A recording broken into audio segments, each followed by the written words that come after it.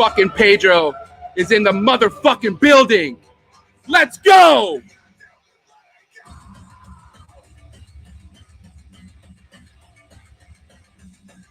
Let's go.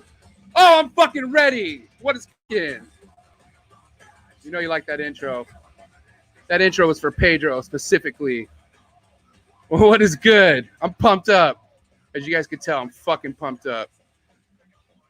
Waiting for Desiree and KUSH to get their fucking audio intact and together.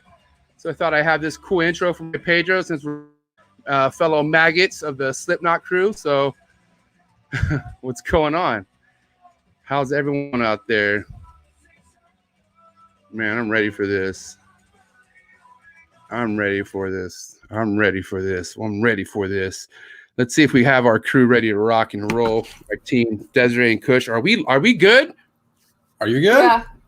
I'm fucking I don't know, man. I'm pretty pumped up right now. You know, you have to be going out of fucking Ed Marino's, you know, like how do we go from Ed Marino to Pedro? Like I feel like I've been raving all weekend and I just can't. How can we ever top this? I don't know. I'm ready to rock and roll, man. How you guys doing? Did you guys sleep good? KUSH, did you get some sleep? Yeah, I did, luckily. So good. Here we are. It's not midnight, so hopefully I don't look like I'm either dabbed out or just tired as fuck. So well, dude, we had, you know, what's cool is our guest is hanging with us and it's like what, 8 o'clock his time. So our guest is gonna be our first international guest we bring onto the show, which is fucking iconic on top of the snakes he produces and keep, man. This is gonna be a really special show. If you think Ed Marino was great, the bar's not dropping in any way here. It's gonna just still be up there as high as emeralds to chondros. Right, exact same shit, bro. Fucking America to Portugal. So guys, before we get started, please support this channel in any way. If you're about it, then give us a subscribe, like, share, comment, something. Yeah, it's important. We want to know, you know, how this is going. I mean, so it means a lot to us. Let your people know what we're doing here. Educational but dysfunctional at the same time. It's fucking awesome. It's a good way to put it. You can't go wrong. And then guys, please, 100%, when you're wanting those 100% fresh frozen thawed animals, you know, those rodents to feed to your animals, it's coldbloodedcafe.com, man. www.coldbloodedcafe.com. The freshest of the freshest. You're looking at the management right there pointing, acting weird, and then the CEO right there with the headphones on. Guys, okay, I'm ready to rock and roll. The reason why the intro was so heavy and intense is because, like I said, my boy Pedro, him and I hit it off from the very beginning, music-wise. We're not going to start talking music right off the bat because I know how boring that is to a lot of you. But most importantly, man, this guy is fucking something else. And, you know, no further ado, man, let's welcome our boy Pedro. Pedro, how's it going, my man? Hey there, man. I'm doing good, and you? Hey. Doing good, man. Yeah. We're doing great. We're stoked. Awesome. I could already tell what room we're in. That's for sure. It's looking good on your end, man. How you living, Pedro? Tell us how things are going. You know, other than, you know, we want to talk about Chondro wise, kind of give us a little bit of background on yourself, and then we could kind of get into like what led you into the Chondro. So, okay. So I'm 33 years old, born and raised in the south of Portugal, in a small city called Évora. And I think I always had a big passion for reptiles my entire life. I started keeping tarantulas at 10 years old. It's my introduction to animals. Then I start having iguanas. Oh, sick.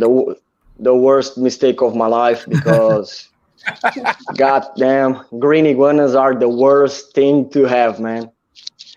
Damn. They eat, they shit, and they hurt you basically. So combo. Yep. At 18 years old, I start having snakes. Back in 2005, my first snake is a corn snake. I think everybody starts with one of those. And in the same year, I bought my first Chondro in Germany. Nice. At the AM show. Ham show. It's nice. probably the biggest one in Europe. It's probably a wild caught biak. I don't know. It's tagged as farm bred, but who knows? Yeah. It turns to be a female, a nice female. And she's the mother of my first clutch. Wow. Back in 2011. 11. I still have one of those babies from that clutch. Mhm. I bred her back to a male Aru, all yellow clutch, Okay.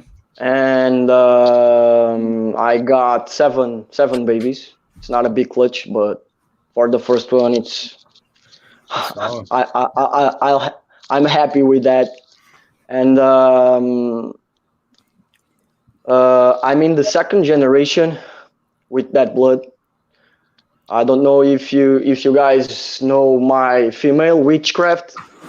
Yes. How can you not? I mean, yeah. Witchcraft is a granddaughter of that biak. Damn. So I'm happy with that. It's my legacy. Fuck Start yeah. from the scratch and continue the bloodline. It's pretty cool for me. So your legacy started with that original female you purchased from Ham. Exactly.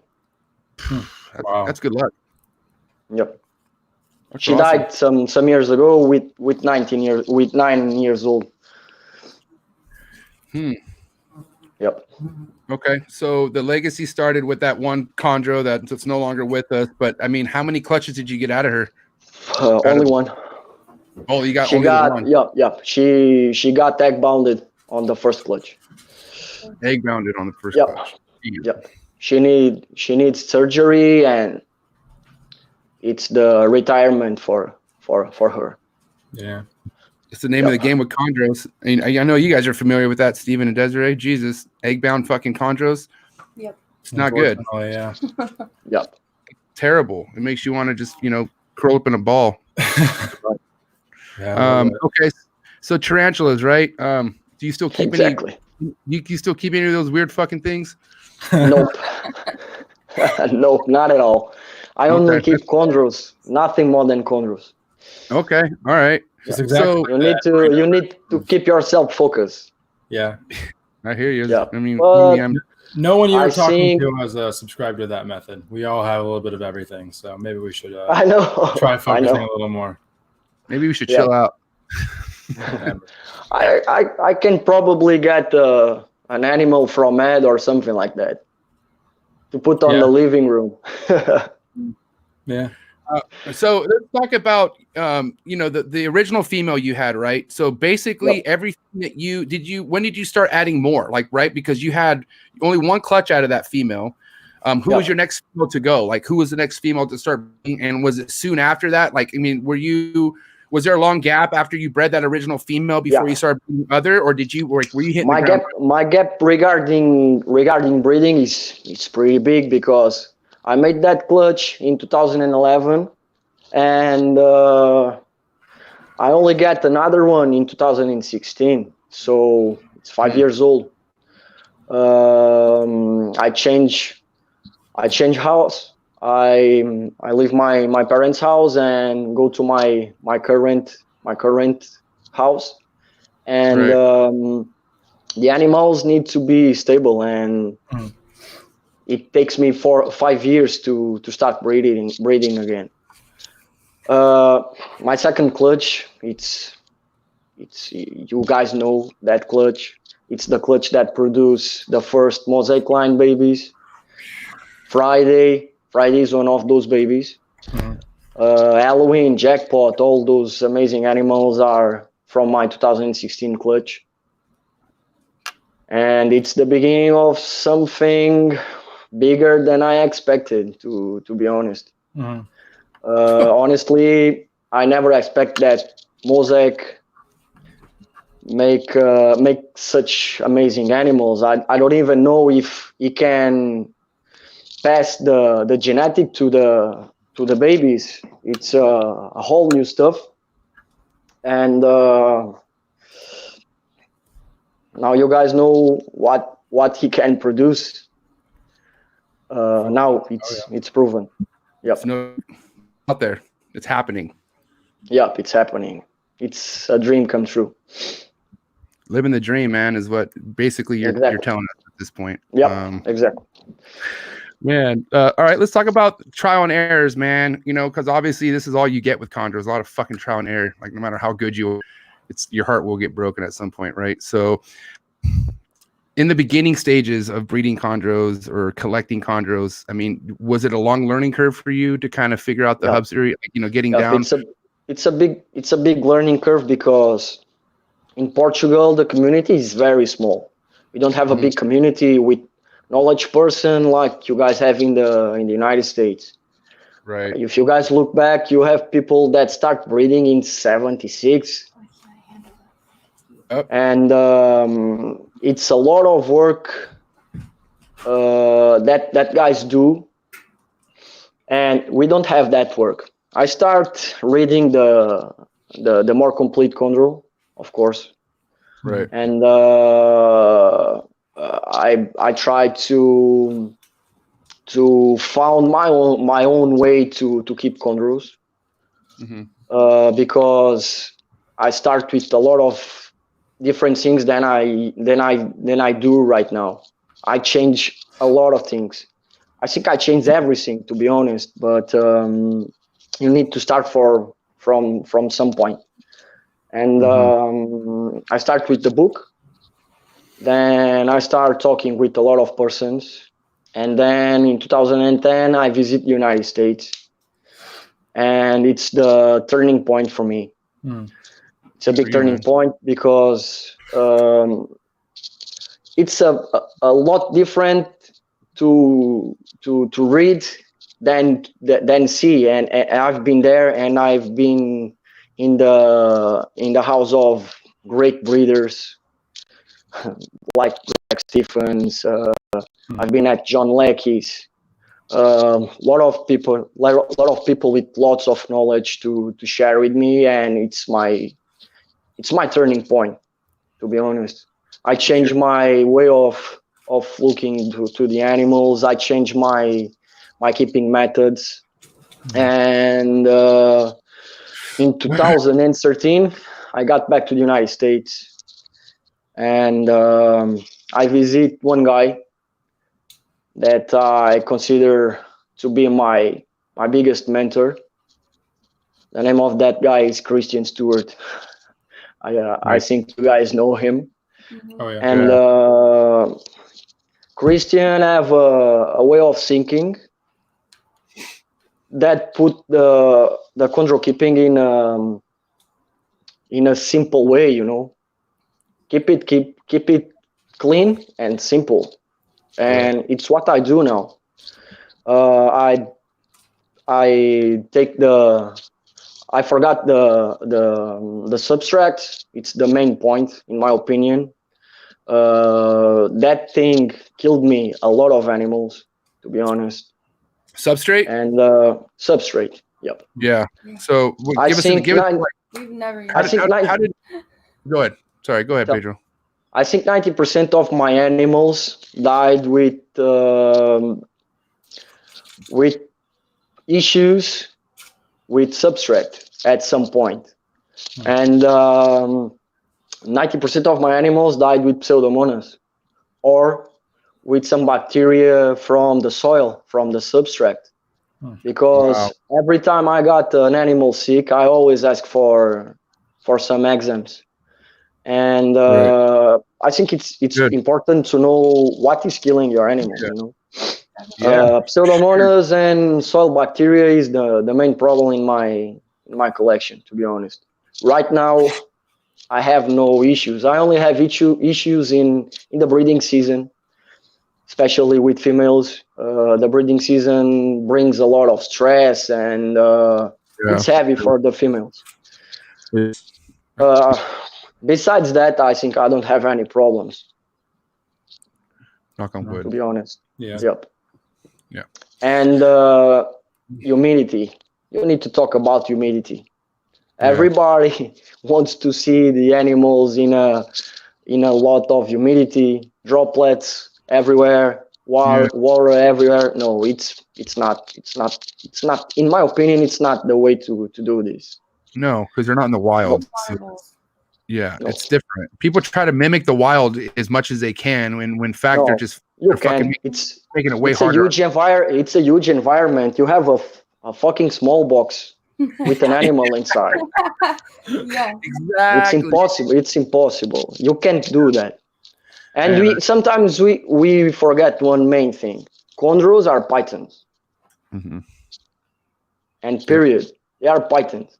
They're pythons. It's better to keep a chondro like you keep a ball python than with a lot of humidity. It's Right. less problematic, Yep. in my opinion. Yeah. I don't have respiratory infections for 3 years or something like that. No respiratory issues for 3 years. Oh, No, That's good. Only in breeding females. All the other animals are completely problem free. So the only time you've ever come across issues is when you're breeding, when a female's getting bred, and then you happen to run into. Yeah, right now it's the main thing.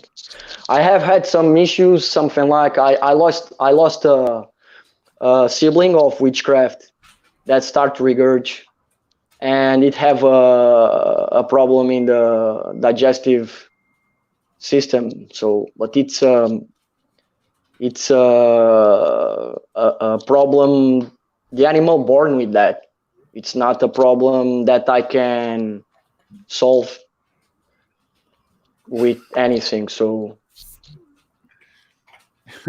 So are you a sprayer? I use a sprayer. Yes, but now you don't spray at all. I only spray the yearlings and the babies. Got it. Yep. Got it. okay. And then as far as the more common of used now is what? Sorry, What's the substrate you use now for your chondros? paper towels. Yep, same here. Paper towels. Yeah. Now They can try to eat the paper towel at some point, but it's not usual. I have heard a lot of things like that, but it's not usual. You will have more problems with a substrate than with paper towels. That's for sure. I think so too. I've had snakes wrap the paper towels and they just fucking spit it out afterwards. Yep. So yeah, neonates, right? So your neonates are they? What's the protocol for those, right? So are those also? You said you spray those. Those are the ones you will spray more often, right? I spray I'm more often. Yep. I used to spray the babies 2 to 3 times a day. Okay. And till the first shed, I used to have 2 fingers of water in the bottom and not a paper towel. And when they do the first shed, I change to paper towels. I was going to ask you that because Ed yesterday showed us his neonates and they were over water, like about a couple inches of water. So I was wondering if that's the same thing with your chondros, with your baby chondros. Yep. Till the first sheds only. Yep. For the first sheds and only. I can tell you why. When you start the feeding trials, the babies drop the pinkies, and I hate to have the pinky dropped in the water. They go cold in a second, and it's pretty bad. It's pretty bad. I've been there too. Yeah. What's up, Kush? You're quiet, bro. I'm just listening, man. This is interesting stuff. So when you came to the U.S., other than like the humidity, were there any big takeaways that you had that changed the way you were keeping before to then how you're doing it now? Natural plants. I changed to fake plants, silk ones. Okay. I changed the humidity stuff. I used to spray the animals, Yeah. even the adults. I think that's the three main things that I've changed. The enclosures are the same, and the heating is the same. I use heat panels, and the temperatures are the same. I Yeah. didn't change the temperatures at all. What are your temperatures that you're typically running? I use 32 degrees in the hot side, degrees Celsius, and between 26 and 28 in the cold side. Okay, so you definitely do hot spots. You don't keep them on ambient temperature. No. Okay. No. Do you think that's It's better hard than to the keep. ambient method? It's hard in my region. My region is very hard to keep a constant temperature in a room, because Sure. this is very cold in the winter and stupidly hot in the summer. We have something like 45 degrees in the summer. It's a lot of heat. Yep. It's pretty hard to. Right. Yep. This is it's like a fucking desert here. I suck at that. What does that? Can anybody tell me what 45 Celsius in temperature? 100 something. That's up there. 100 something. Yeah. Yep. That's definitely something that's not good for a snake to stay in. That's good. I mean, if you're not careful, you'll kill off your whole collection like that. Yep, it's pretty hot. So you have to have shit dialed on your end. You're dialed in as far as seasons go and shit. You know what I mean? It's like, like where I'm from in California, Southern California, we haven't made, for the most part when it comes to like weather, like, Yep. it doesn't get colder than 50 degrees in here for the most part, and nothing hotter than 90. So, but yeah, I bet you that must be tough for a lot of people, climate wise, you know what I mean? Because, in the winter, I'm sure humidity is probably more of an issue during the winter when it gets colder, right? Yeah, I have seen all the most successful breeders in Maryland. I think Maryland is it's one of the main point of breeders in the United States. You think there's something in the water? Sorry? You think there's something in the water over there, or what do you think it is? No. There's not something in the water. But what I'm trying to say is that the most successful breeders in Maryland, all of them keep the animals in basements, and it makes a lot of difference. If you have the animals in the main house, you will have snow in the winter and lots of it in the summer. So a basement it's perfect for chondros. Exactly. Good point. Yep. So when you're working with these fluctuating temperatures, do you kind of use that to help you cycle your breeders at all, or what? Nope. Because when you reach September, in the end of September, the temperature drop it's enough to make a good cycle. I don't need more than that. I don't cycle my breeding animals lower than 26 degrees. So you need to make you need to put that in Fahrenheit. But it's not. I don't drop a lot. Okay. I don't drop a lot. No. What's your main means of cycling then? Do you feed cycle your animals? No, I only drop the temperatures at nighttime. Okay. I keep the day temperatures always the same during the 12 months of the year. Wow. I only drop the night temperatures. Okay. So it's the only thing I do. And I start increasing the temperatures again, giving a hot spot at night when the female ovulates. Right. Yep. Pedro, let me ask you a question. Are you temperature wise for your neonates? Are they in a different room? Are they completely separate from your adult? No, they are in the same room and in the same rack as the yearlings. I have a dynamic rack. I can put two different box sizes in the rack, so I can keep babies up to 2 years old or something like that in that rack, and neonates from neonates to 2 years old on the same rack. Nice. Yep. That's Yep. what I was told too. It's Yep. fucking awesome. You got anything, Des? I want to give people their opportunities because I have a shit ton. I just don't want to be rude and ask all the questions, so.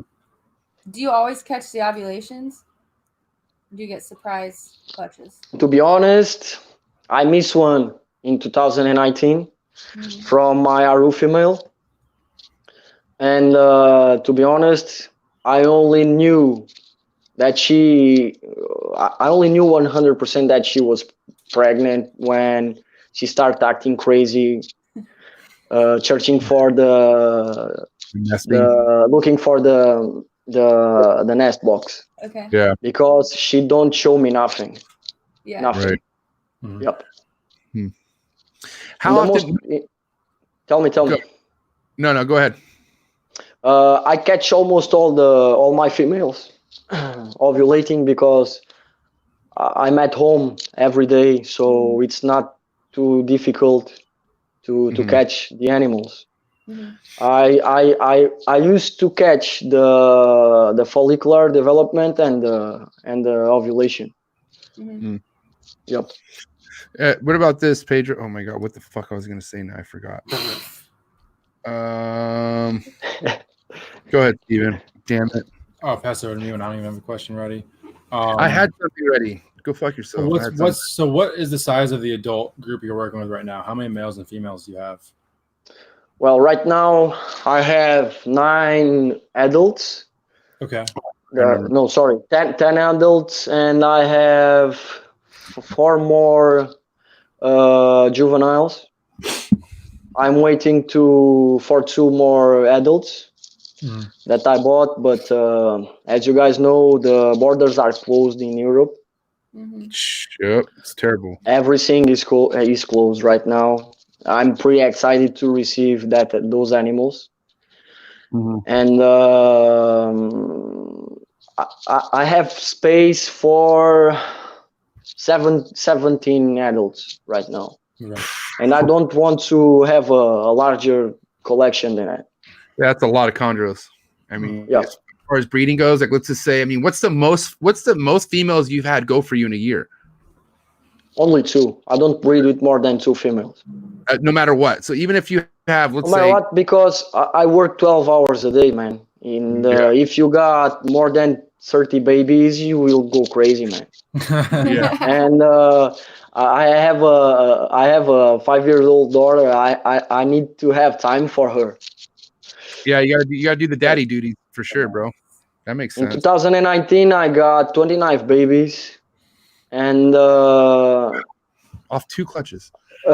I almost go insane, because the feeding trials are bad, man. Because I don't have a lot of bad feeders, but 29 babies, even if they are good feeders, it's a lot of work, keep cleaning that small boxes every day, and you can't forget the other ones, the yearlings. Right. And the adults. You need to have everything controlled, and more than 2 clutches for my way of living, it's too much. Yeah. You need to know your boundaries, to be honest. Stay in your lane, right? Exactly. Which a lot of us don't know. I'm one of them. I do remember my question now. There you go, Steven. I remember my question. So how often after you see an ovulation or after a prelay shed, do you notice the female start looking for the egg box or looking to nest? Like, is there typically like, okay, this is when they start doing it? Or normally after the ovulation, they used to be steady. They don't want to search for nothing. They only want to stay in the branch and nothing happens. After the prelay shed, they start acting strange. That's for sure. They used to defecate. They need to clear to clear the tube. Yeah, the pipes. The pipe needs to be cleaned, Yeah. and they acting strange. And right now, I used to put a nest box. I have a nest box to put on the cages, but when I start having clutches from Mosaic, I prefer to put the female in the last days before laying in a box with a towel, to avoid that the female to drop the eggs on the floor of the cage, and they can be pretty stupid when they go to make the oviposition. So it's better to avoid complications, and I start doing that. I start doing that. Steven's helped me a lot with making sure I don't have my female do something stupid like drop the eggs in the water bowl and other stuff like that. Because that's stuff that I used to put a small water bowl, something like 5 centimeters of diameter, something like that, just to make sure that she have water to drink, but nothing more than that. What about spraying to make sure they drink? Sorry?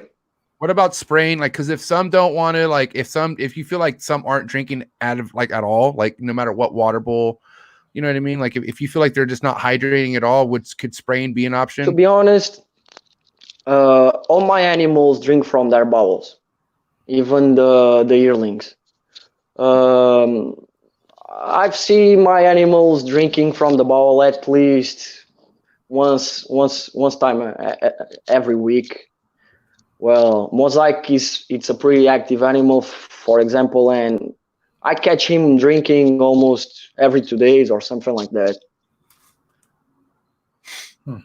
I think they need a routine, you know. If they don't have water in the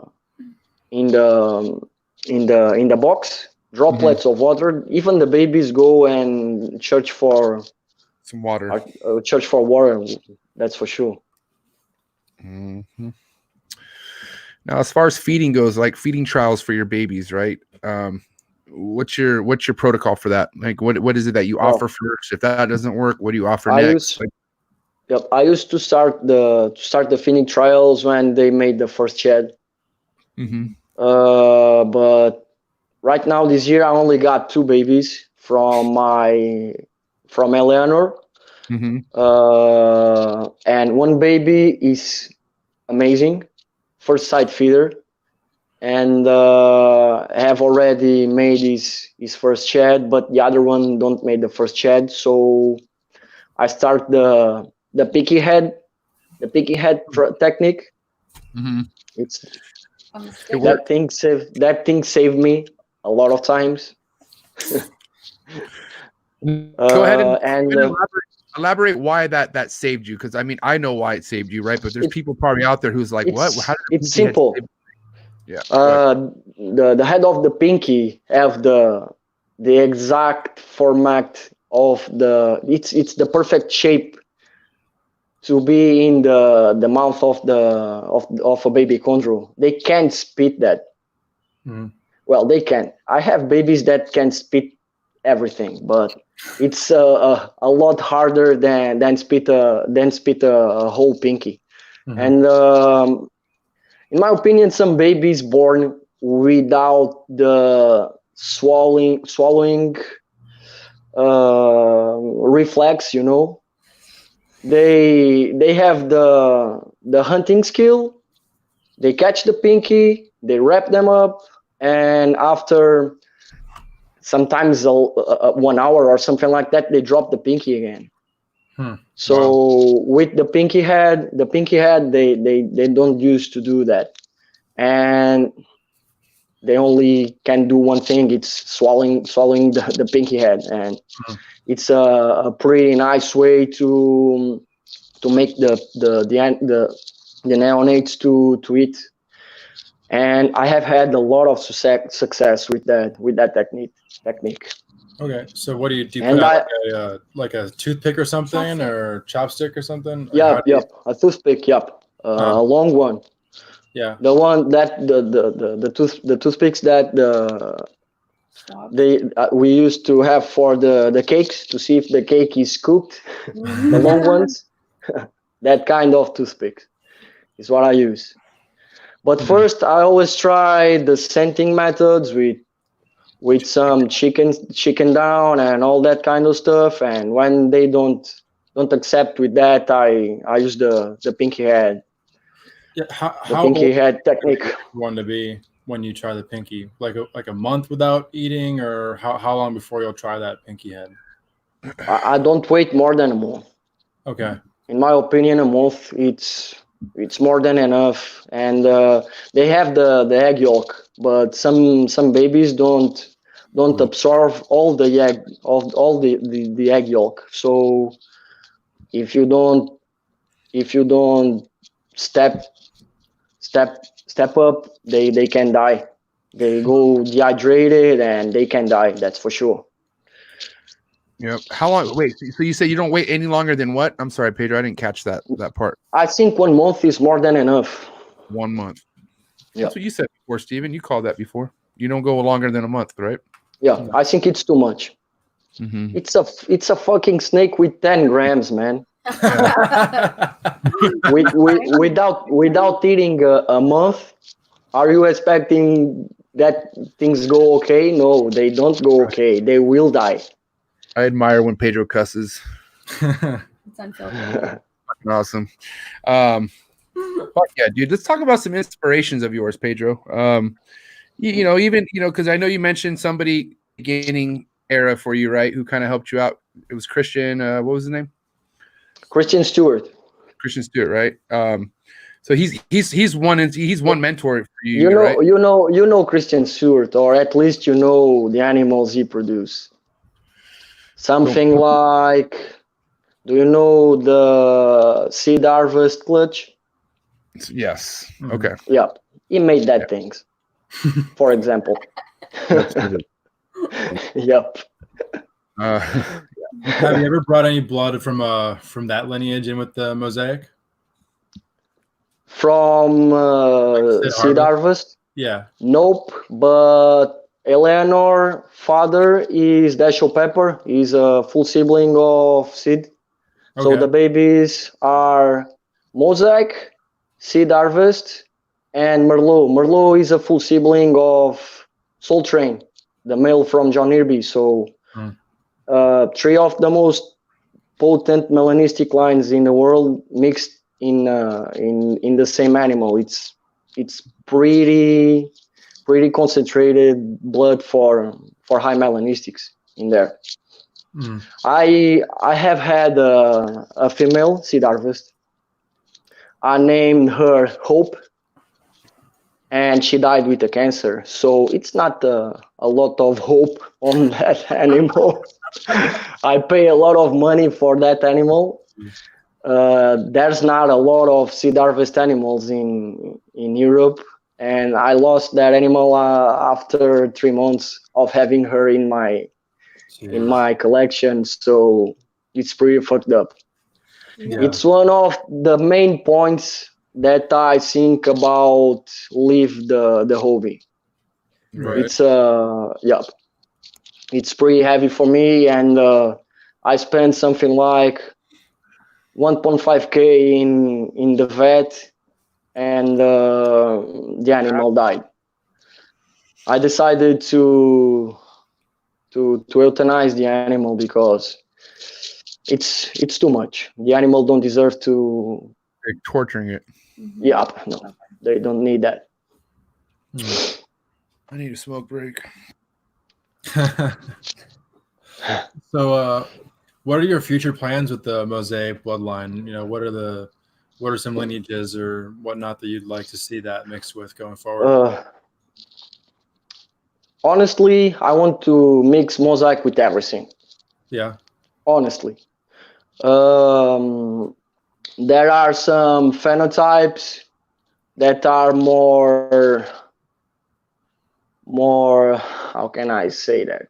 some phenotypes are obviously great to mix him with, but he proves that he can produce amazing stuff with everything. He produces amazing stuff with a normal Aru. He produces amazing stuff with the Aru Biak, yellow neonate female. So my main thing is to put that blood with everything. Yeah. Especially if the female have the possibility of be a dominant red animal. I think it will produce more extreme results, in my opinion. Yeah. And with honey, I think the highest level that I can reach it's with the calico blood or something like that. The babies from Mosaic and honey are out of this world.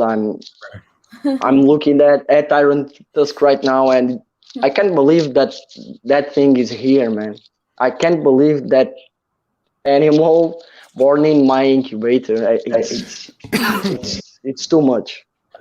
It's beyond what I expect for my keeping and breeding life, to be honest. And Pedro, what does that do for your passion? It must just take your passion through the roof for this shit, huh? Honestly, to be in the Chondro hobby for too many years, you need to be passionate. That's for sure. Because when you think that you know something about these animals, they put your feet on the ground very, very, very fast, man. Trust me. Let me ask you this, Pedro. I mean, I don't know how much you know of like the Chondro community in America, right? But they have like, you know, they happen to have a reputation like they're snobs, like they're like Mr. Know-it-all and shit like that, right? Yeah, you're right. Excuse me, Steven? No, but for instance, like, you know, here's somebody like yourself who's, you know, you're talking about the experience you have, but you stay humble. Like, dude, you're a humble ass motherfucker, Pedro. Like, I know you are. You don't give yourself enough props, and that's fine. But I think you're creating a whole new legacy. You're no shorter than what we just had yesterday on fucking our show with Ed Marino. That's how the way I see you. You are that fucking impactful when it comes to chondros, right? Yep. But what is it that keeps you humble? I think my passion keeps me humble because I don't do this for money, for example. Right. I don't do this for a reputation, and to be honest, I'm not doing nothing better than anyone.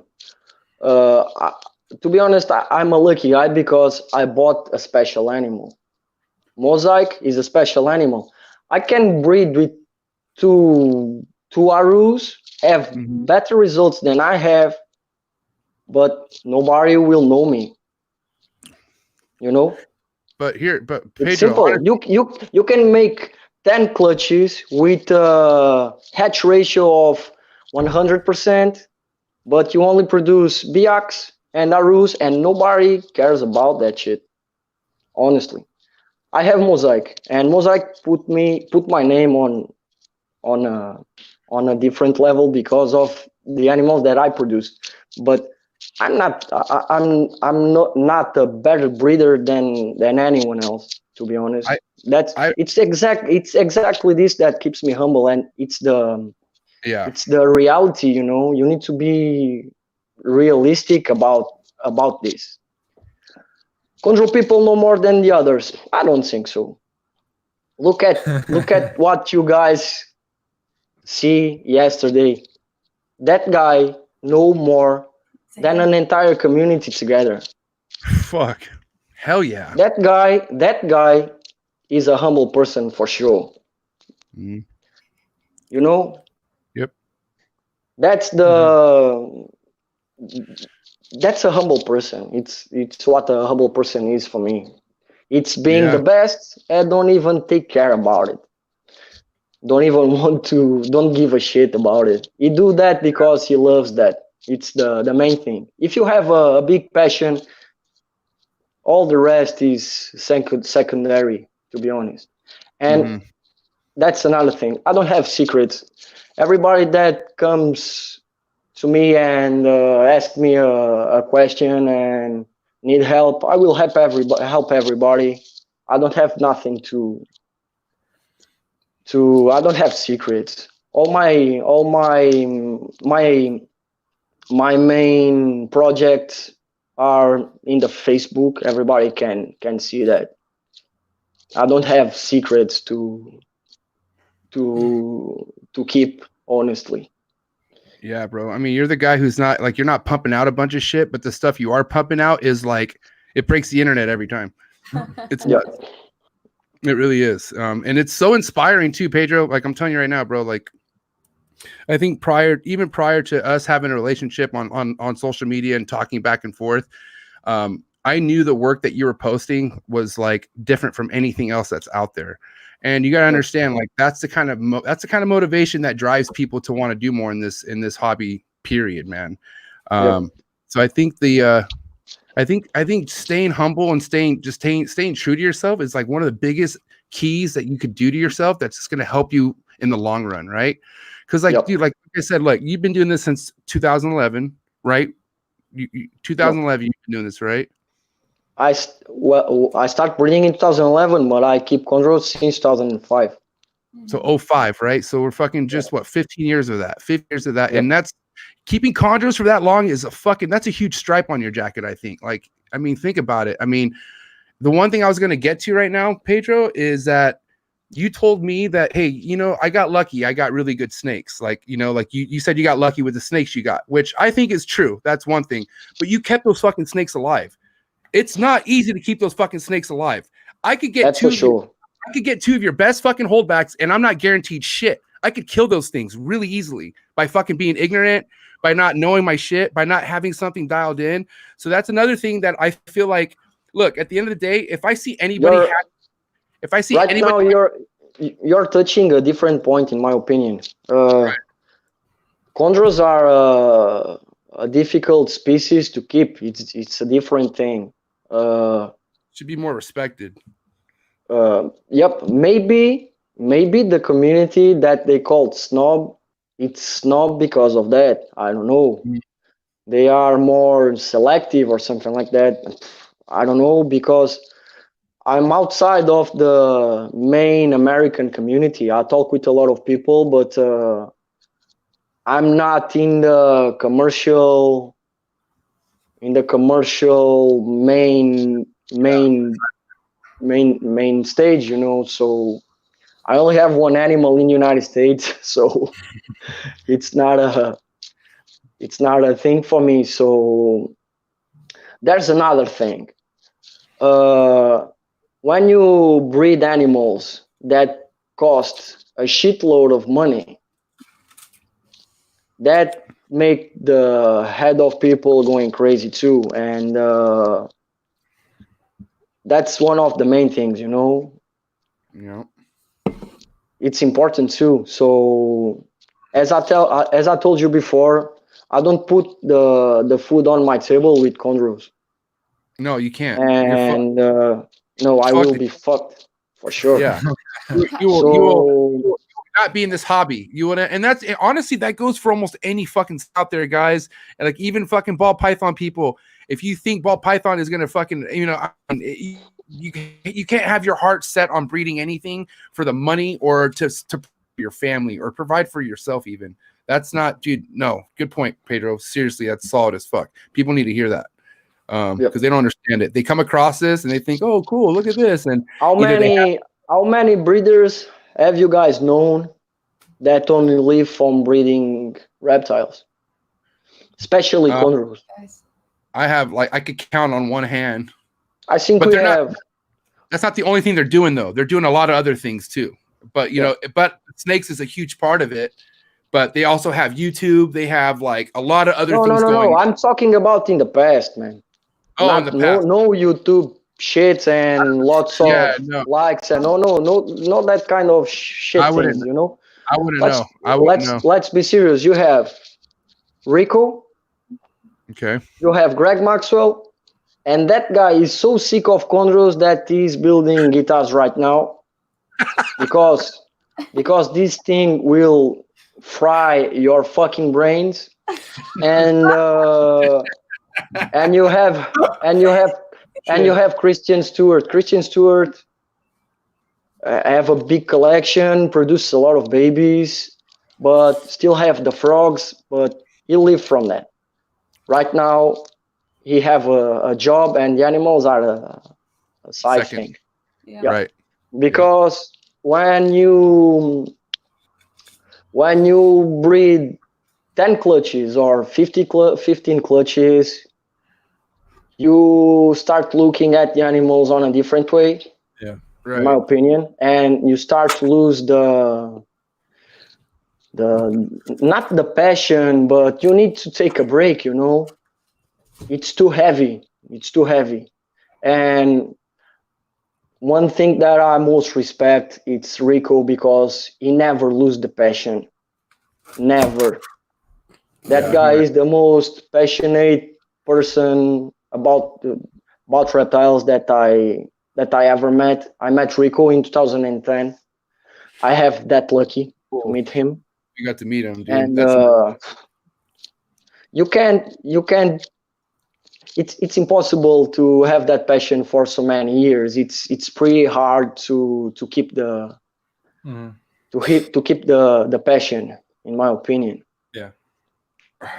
I mean, but also, like I said, if your mindset's in the right place, it's also not too hard either. Like, you just accept the fact that things are going to die on you.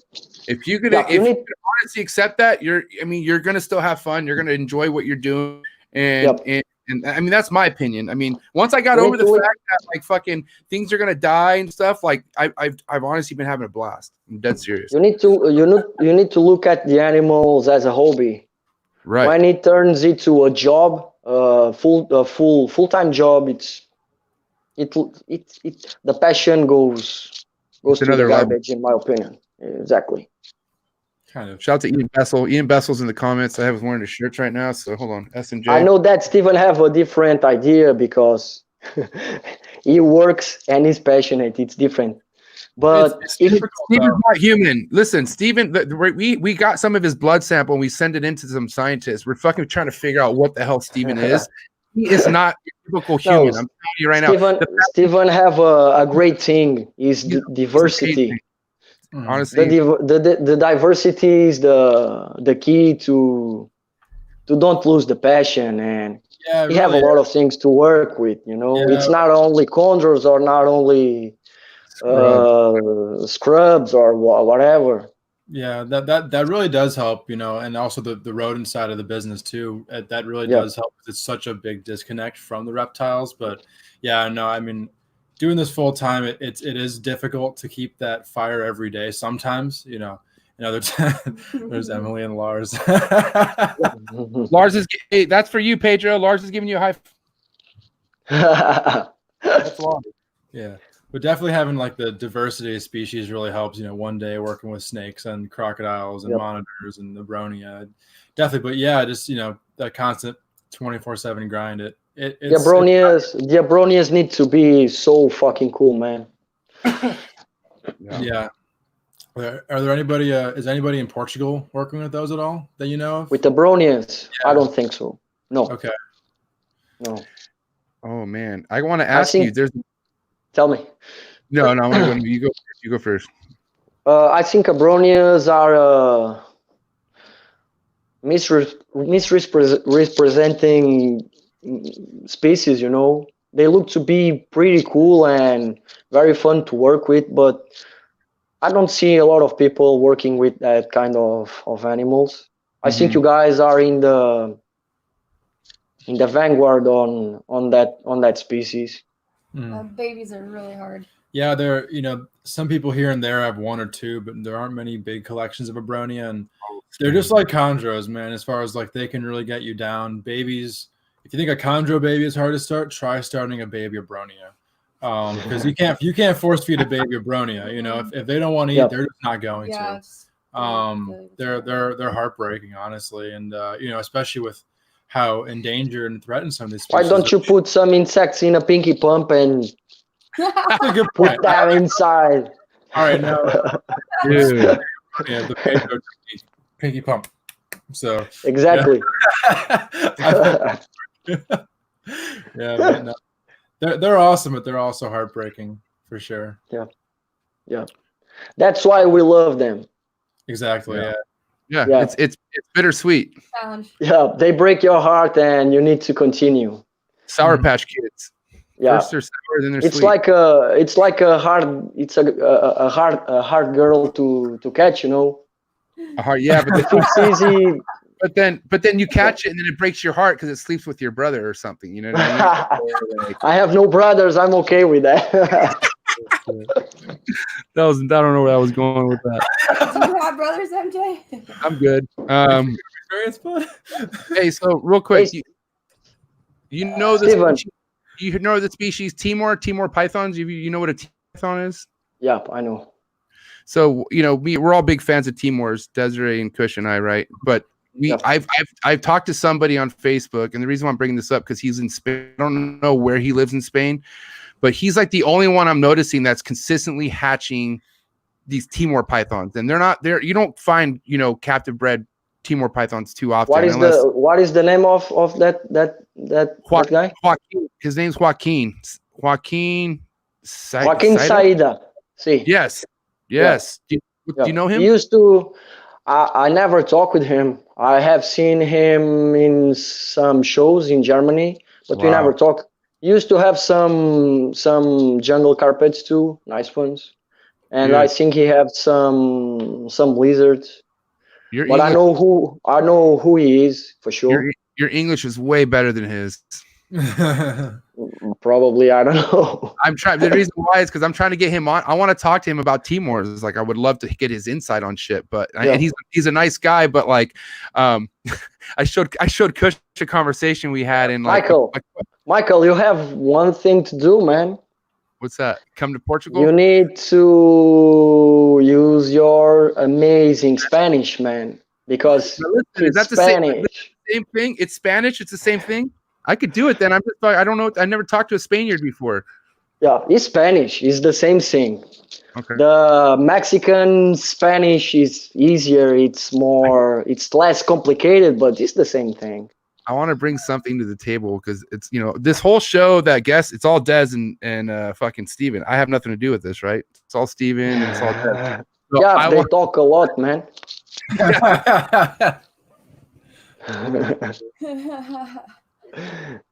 Hey, Steven, one question for you. Yeah, How is my boy doing? he's doing good. Yeah, he locked up with that Carpetman Queen Trooper Walsh Yeah. Blue Line female. Been meaning to get her on the ultrasound for a bit, see how she's progressing, but she's off feed right now, so fingers crossed on that one. Yep. And no swelling at all? A little bit, but I think she's still kind of early on. Yeah. But Friday. And I have my fingers crossed for that, man. Yeah, that would be. Yeah. And they phenotypically they line up perfectly when they were Yeah. breeding and they're tangled up. I couldn't tell sometimes which Yeah. is which snake. Wow. Forrest is looking at us right now for that. Oh, I he's know that. smirking. He's smirking. His smirk, right? The little smirk he always had. He's because he's just confident about everything he does. So I remember when he showed me the female, Mhm. all the enthusiasm that you guys know that Forrest have, showing me the female. Look at that, man! It's a perfect fucking match, man. This is a fucking perfect match, and it's a fucking perfect match for sure. Mhm. let's Yeah. talk about when did you and Forrest first cross paths? When did that happen? Well, I never talk with Forrest since he came and talk about and ask about the mosaic line. Mm-hmm. And one of my main goals is to have one of my animals in the United States, because Mm-hmm. my school of learning is the American school of keeping chondros. You know, I don't keep chondros like the other people in Europe. Right. And my biggest references are from the United States. And when he came ask about mosaic, it's overwhelming for me, even because I can't do that alone. It's impossible to do that alone because I don't have the contacts. I don't know the right persons to do that.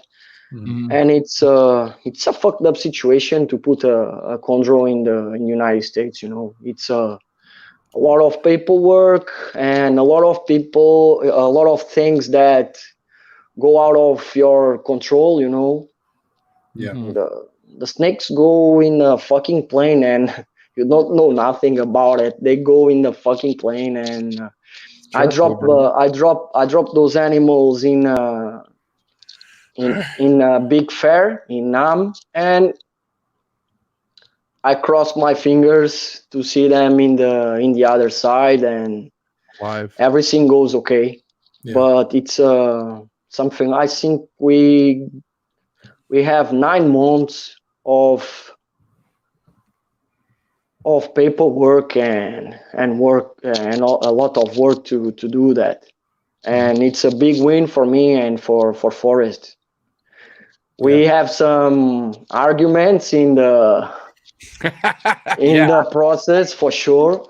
100%. It's a stressful situation, you know, and those animals are expensive. Even the paperwork is a shitload of money, you know. Yeah. You need to reach the right persons to do the job, and it's not easy. Not easy at all. And I hope to see my fucking name on some pedigrees in the United States on the next few years. That's for sure. We'll get a fucking plaque made. We'll get something. We'll make a we're gonna make a statue of you and put it right in front of the farm right there in Minneapolis. Yeah. Why not? No, I don't. I only need to see babies, nothing more than that. All right, so Nothing more than that. That will make me fucking happy. That's for sure. Cancel the statue. All right, done. It's my legacy and FORREST legacy. The thing that we built together is it's my relationship with FORREST. The dream. Yeah. It's my relationship with FORREST. The main thing is to produce chondros from that lineage in the United States, and I bet that you guys will reach that. I have no doubt about it. Steven, it's not to put some weight on your shoulders, but Add it on. Add it on, Steven. you need to do that. You need to do that. His shoulders are getting bigger. He's a strong breeder. It's a matter of just finding good females for him. Yeah, he's the most active male of that clutch. He start cruising with 2 years old, man. Yeah. It's he's precocious. So our main thing is to put that male Friday with the lemon tree girl. We got a lemon Kofi Biak who'll be ready next year. Yeah, I know. Hey, that'll be the one to do. Now that we're talking about designers, right? We're talking about these fucking dream chondros out. You see these snakes and they become dreamy snakes that you want to keep immediately, right? Am I wrong or right? Now I have some. Yeah, well, we're gonna get there in a minute because we don't expect something like yesterday, man. I don't have layers of fucking boxes full of snakes, man. I don't have that kind of stuff. Are you in a good mood? If you ask me about one animal, I know exactly where it is. That's for sure. I don't need don't to have- open something like 10 boxes to reach one animal. That's for sure. You don't have mosaics in tubs. No, don't I just- have mosaics in tubs, but I know where they are. All of them. Hold on, 1 second. Oh, that's not it. Oh, by the way, look at this. Look at this. Fuck, that was Yeah. epic. If you ask me, do you remember that animal with the black stripe? I know which animal is for sure, man. No, he didn't even know about that snake, Not bro. even that great. He didn't even. It's not even that great, man. That's what he said. Yeah. I was like, I'll take it. Fuck. Oh, man, that kinda sucks. Yeah. Like, yeah. Okay, he I needs remember. room. I He remember needs to room. message him, to Yeah. message him and tell him, man, that snake is amazing. You have a side project only with that snake, and he don't even remember the fucking snake. So I feel them. Imagine that I can find the fucking picture. I will be a liar in a live podcast. Yeah. Hey, listen, dude. Hey, Ed's also it's 1984. So imagine. Yeah, I You born, might have I that- born in, yep, I born in '86, man. Yeah. I'm born 85, bro. I got the belt, bro. You know what I mean? Come on. I'm just saying, think about it. Ed was doing it before we were alive. That's crazy. That's heavy. He has 35 years experience on us. You need to bring Trooper Walsh to the show to beat that. It's the only way to beat You that. can make it happen, man. Yeah. Yeah, You can they make can that make it happen. happen. They can make it happen. Those two have nothing to do with it. Only Trooper can beat I that. could probably That's for sure. way to contact him. That's Hey, for can we- sure. That would be a dream show. Tell me I one want- thing. You want to see some snakes or what? Yeah. Yeah. Who Really? I wanna- I need to keep the fucking level, man. I'm Well then, hey, try to beat Bring Ed, Go, man. let's go. Let's Who wants let's to- bring who out, wants bring out the Who big wants to guns. see some Pedro snakes? Come on, anybody in the comments? Who the fuck wants to see Pedro snakes right now? Let's go. It's that time, bro. yeah. I'm looking forward to it. Where do you want to Hell start? yeah. So let me Pedro's camera is better than Ed's, so we'll be good on this. flip this. Ed gave us a taste. We could still see Ed's quality So- through the camera yet. Do you know this guy? Switch the Oh camera. my god. All right. This is Mosaic, What the and he's fucking hungry. He's always hungry. You got to be. So I will not open I'm not going to open the cage because He's ready. Look at it's him. pretty laid back. But right now he will cut my finger off for sure. It's Corona time over there. What was that, Steven? This is awesome. man. So I don't have nothing here. I used to have Halloween in this cage, but we are trying to make babies with something special with Halloween, and he's in a friend's house right now. So this one I love those. is Iron Tusk. This is one of the Mosalico kids from Honey and Mosaic. Holy shit, ball. It's a male. I have big expectations for this animal because I think it's the one that is going to keep the legacy of Mosaic, Those to be enclosures honest. are sick as fuck. I'm feeling the shit out of those So- enclosures. This girl that is going to try to eat me. Look at this tail. Look at the tail of this thing, man. Come closer. So, this girl That thing is ready. is- That thing's ready to light shit up. Yep. This girl is Hell Demon. He's a full sibling of Friday and Jackpot and Halloween. It's a female. I hope to breed with this female on the next breeding season. and produce some F2s. Let's see if I'm lucky. Dude. So this girl here, she is going to kill me too. This is Honey. Jeez. She is the mother of Iron Tusk and Blood and Thunder. She gave me 2 clutches. The last one is this year, but I don't get any baby from that clutch. All the eggs go bad, and I don't take any babies from her this year. This girl,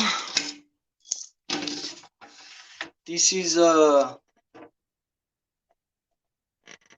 Jake Watermelon female from Christian Stewart. This is a 2013 animal. It's an adult female. It's a big one. It's 1.2 kilograms female. It's pretty big, and it's the most crazy animal that I have in my collection. I tried to breed her with Mosaic 2 seasons ago, and she destroyed the cage. She shits everywhere. She turns the water bowl, and it's a mess. I need to take the male off because it's too bad. It's too bad. So this girl here, it's my Aru girl. It's a pretty big female. This female have a pretty story.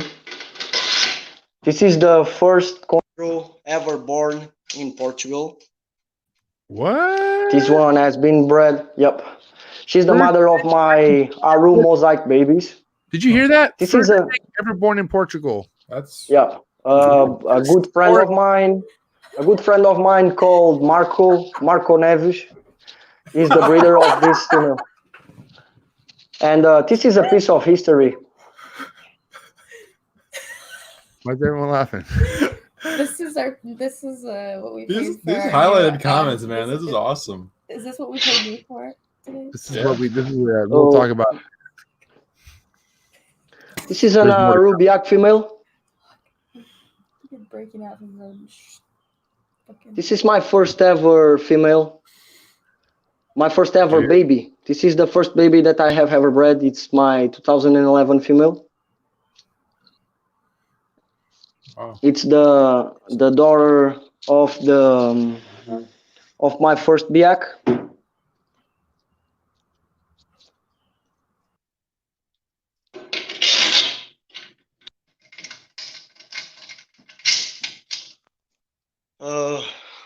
This one.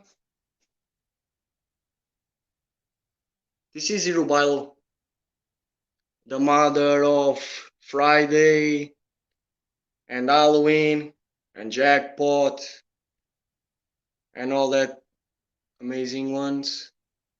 This is the mother of those. It's a big female too. Have a pink spot. That thing is fire, Pedro. That right there is fucking. That thing's producing fucking fire. Yep. This is witchcraft in shed. 41. I was. It's in shed right now. So this is a legendary snake for Pedro. So this is witchcraft. This is a fucking huge snake right here. Yep. Here in the rack, this is Eleanor. It's the mother of this year's babies. It's Dashiell Pepper Merlot female. I almost lose this female this season. She dropped her weight to 350 grams, and she had a huge prolapse of the oviduct and it's not an easy pregnancy, to be honest. It's pretty strong.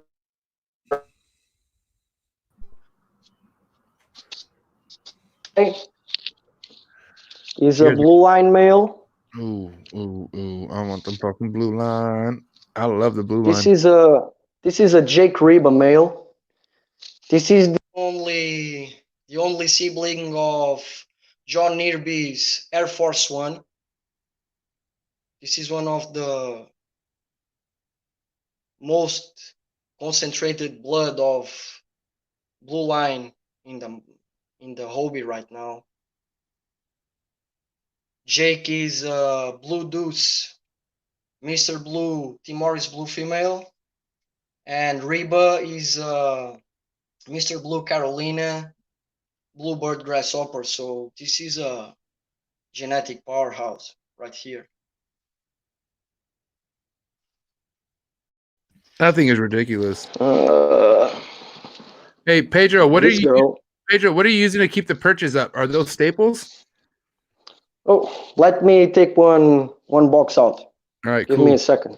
That'd be tight.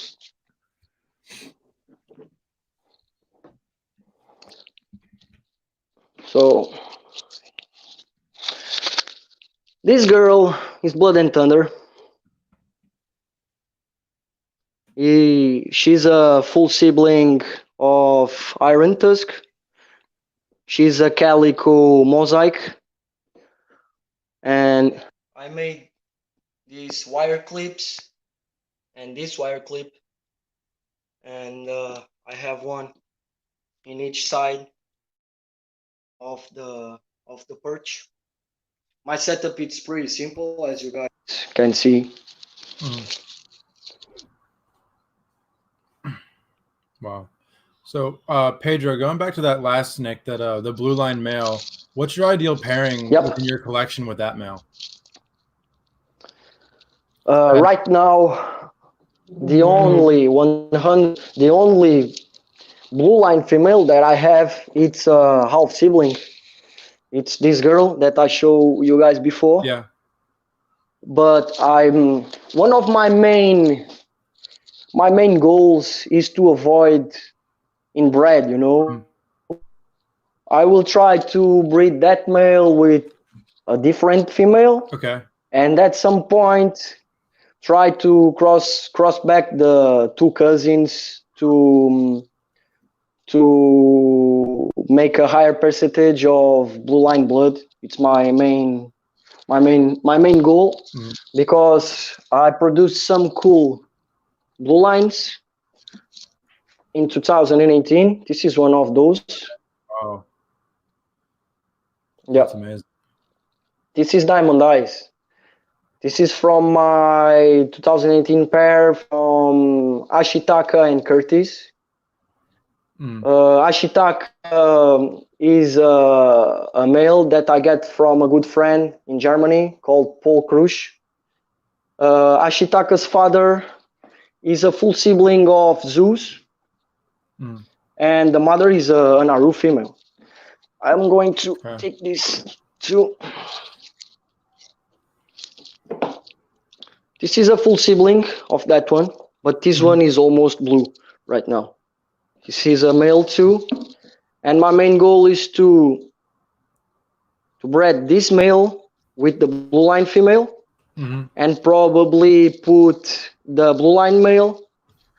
The name of the blue line male is Butcher, and put Butcher with Irubilo or something like that, and at some point put the babies, the cousins, back to each other. Okay. Well, goddamn. They are waiting for food, so. Oh my god. This is not a good thing to do right now, but this is one of my favorites, to be honest. This snake is pretty cool. Trust the animal. You're not going to get bit, man. It's okay. No, I will not trust, and you will not laugh with me. So. Damn it, Steven! What happened? It was probably me. Fuck on. What have you? God damn. Here we go. We were in the middle of the collection tour. You just had. Bring out the shovel, dude. This Clean is up gonna my. be it's gonna be a new thing now. We're gonna get people to show us the collections. Yeah. Oh, can we not talk about what we're doing right out in public? Can we just wait to our meeting and put it on a whiteboard? Des, It's happened 2 shows in a row now. So. hey, bub, stop. What is it? Oh, he's back. He's back. He's back. God. Hey. Oh, by the way, Steven called me Bubby the other day, and it really fucking freaked me out. Hell yeah. Hell, he said, hell. Oh shit. Okay, hold on. We're back. So this is a 2019 animal. Dude, you gotta be kidding me, Pedro. Yeah, this is a mosaic rubilo animal. It's a full sibling of Halloween and Friday.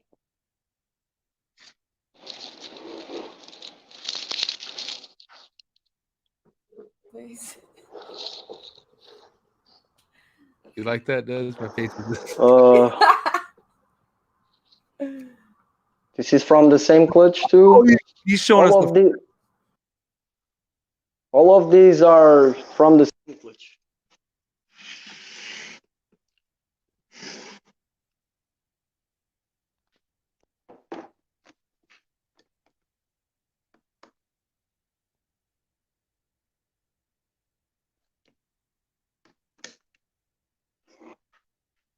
That thing is so sick.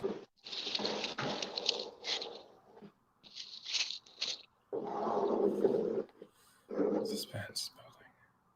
What? Well, this is in shed right now, pretty opaque, and this is one of the most unique from the clutch. This one have no black at all. Wow. Not even in the dorsals, no black at all. It's strange. It's not a usual animal from the clutches that I've seen before from Mosaic, but it's a pretty cool one. And here, this is the Aru clutch, Mosaic Aru. This one is already starting to have a lot of black right now. This is a pretty cool one. This is one of my old backs from this clutch. All right, keep that right there. Wait. Don't put that away yet, please. Hold on, Pedro. Don't put that away yet, please. One more time. Just one more time. Thank you.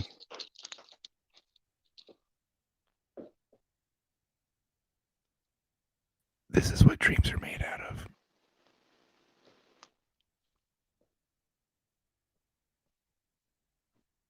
Bro, that is fucking ridiculous. Steven! What do we do? Give up.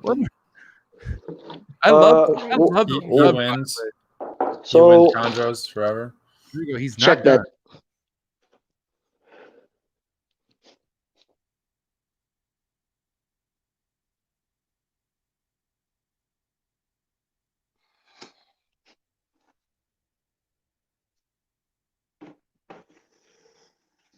So this one's in shed.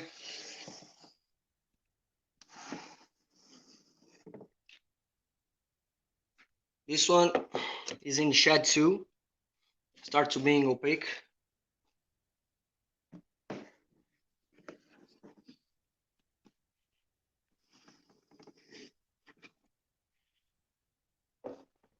This one is going to remain in Portugal. A good friend of mine that chose me for his best man in his wedding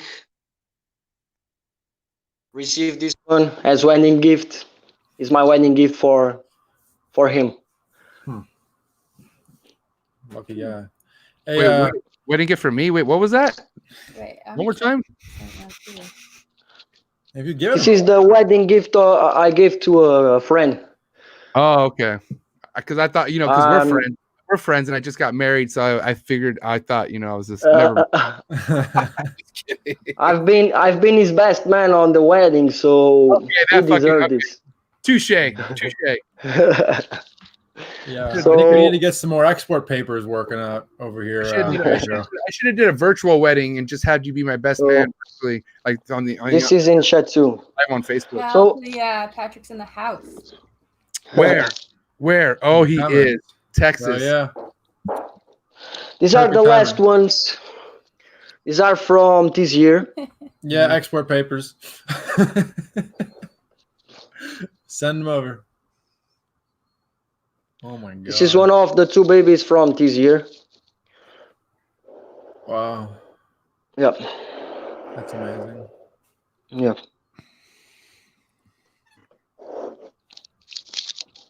And just one last.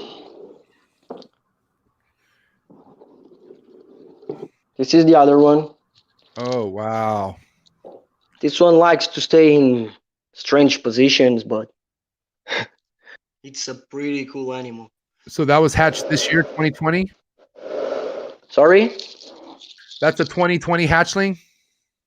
Yep, these are from this season. And I can show you the other boxes. This is the bigger boxes that I use. And the small ones. Where'd you get that rack set up at?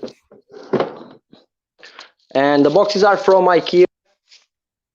It's a normal Samla box from IKEA.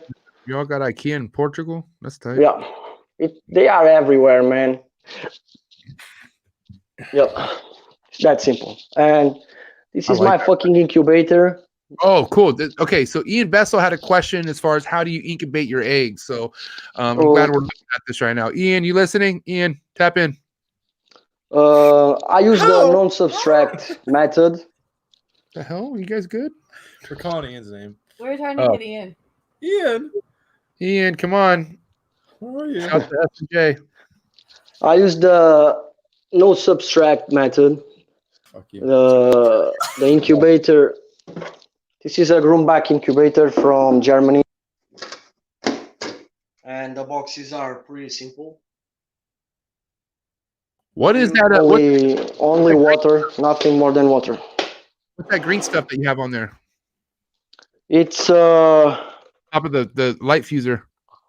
wire, That's awesome. rubbed wire. I want some of that. Yeah. That looks Yeah, very. you can find this in the garden stores. Steven, Google it. Rubbed wire. Google it.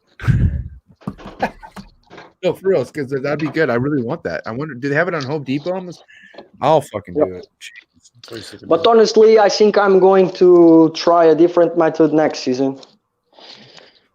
What's that? They have it. I will try with perlite. Like with the eggs directly in the perlite or with the diffuser over it? I will try both methods. Okay.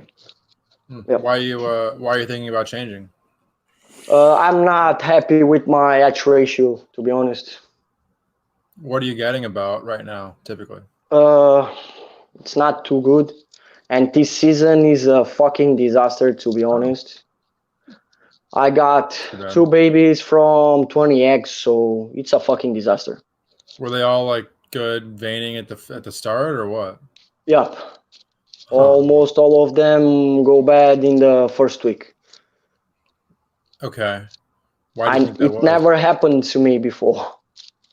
Huh. And with this kind of Send the link. yep, is that $5.99 a roll. $5.99 a roll. Rubber wire.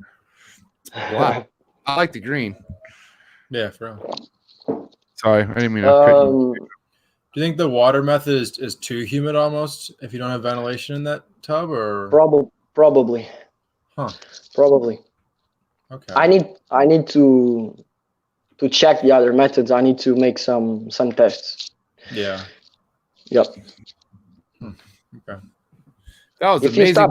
if you stop searching, I need to find the right method. Yeah, for sure. Simple. I have had success with this method, but this season almost blew my mind away. So I need to try a different thing. Wait, hold on. We got a call. Calling in, Patrick Holmes. Call in. Unfiltered Reptiles Podcast. You are live. Hey, what's up? Patrick fucking What's up, Holmes. Patrick? I'm Texas.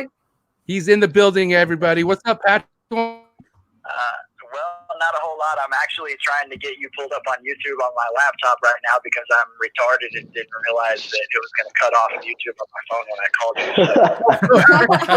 So, Don't worry about that, because if you go on YouTube, it's gonna fuck everything up because there's a little bit of a lag on YouTube. So just we got you live right now with Pedro. Pedro, what's up, man? We got Patrick in the building for you, bro. So we got Hey Patrick, how are you, man?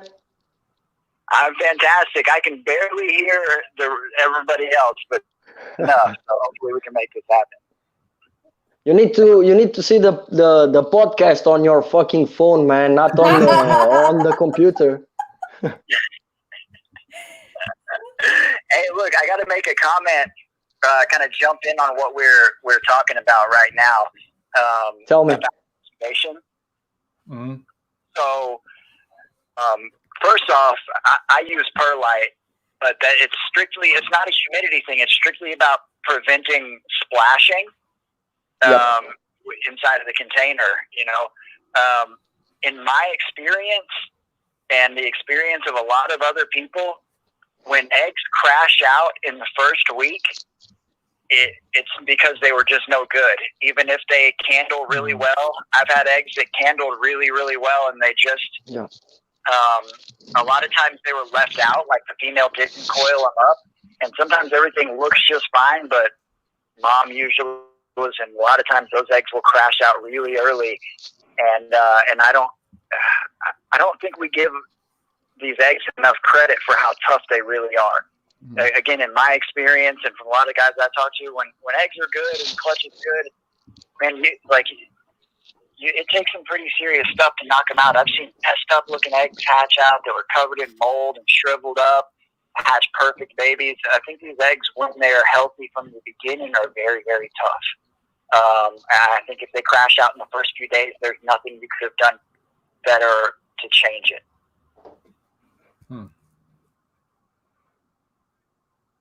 Just my opinion based on what I've seen. What do you have to say on that, Pedro? I think Patrick is right. Sometimes when the female do the beehive coil and some eggs are outside the beehive coil, they go bad. And Patrick have had a clutch some days ago, and he marked the eggs that are outside the coil. So let's see if the theory is valid or not. But probably the females know what they're doing, and the bad eggs are outside the beehive coil. Honestly, honey don't made any beehive coil this year. She dropped the eggs in the towel and stay away of the eggs. So it's not normal, because in 2018 she made a normal beehive coil, so it can indicate something. I don't know. Yeah. What it's kind something. Of get on those that she coiled up? Can you repeat? Yeah, what was the hatch rate? How many eggs hatched when she did coil them up? I got 3 from 11. 3 babies from 11 eggs. Yeah. And honestly, when the animals have when both animals have extreme phenotypes, I think the things go wrong. Go wrong in the most of the cases. We don't have a great hatch ratio with super pairs, let's call that super pairs.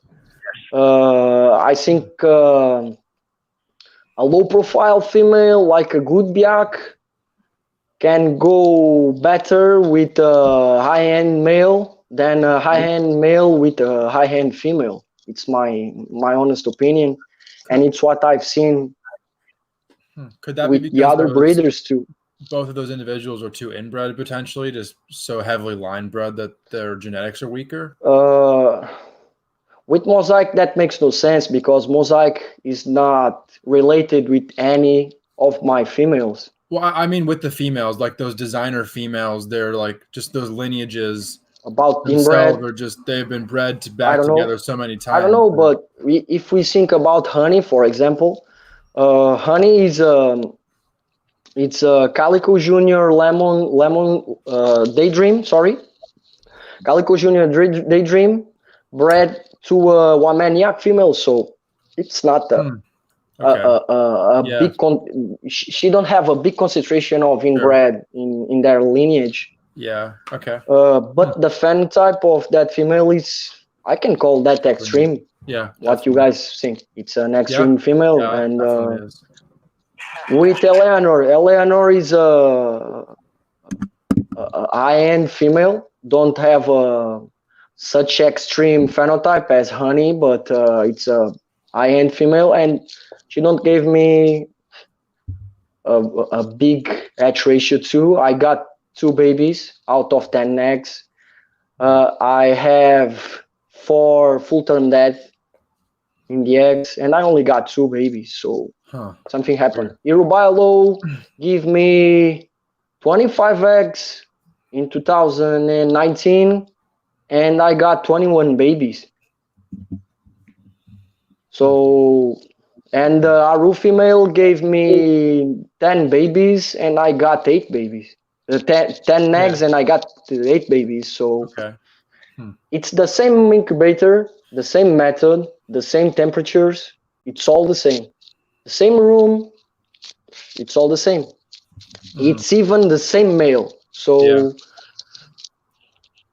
it's just an idea, but something happened. That's for sure. I tend to agree with that. And that's why I think that it wasn't necessarily anything to do with your incubation method.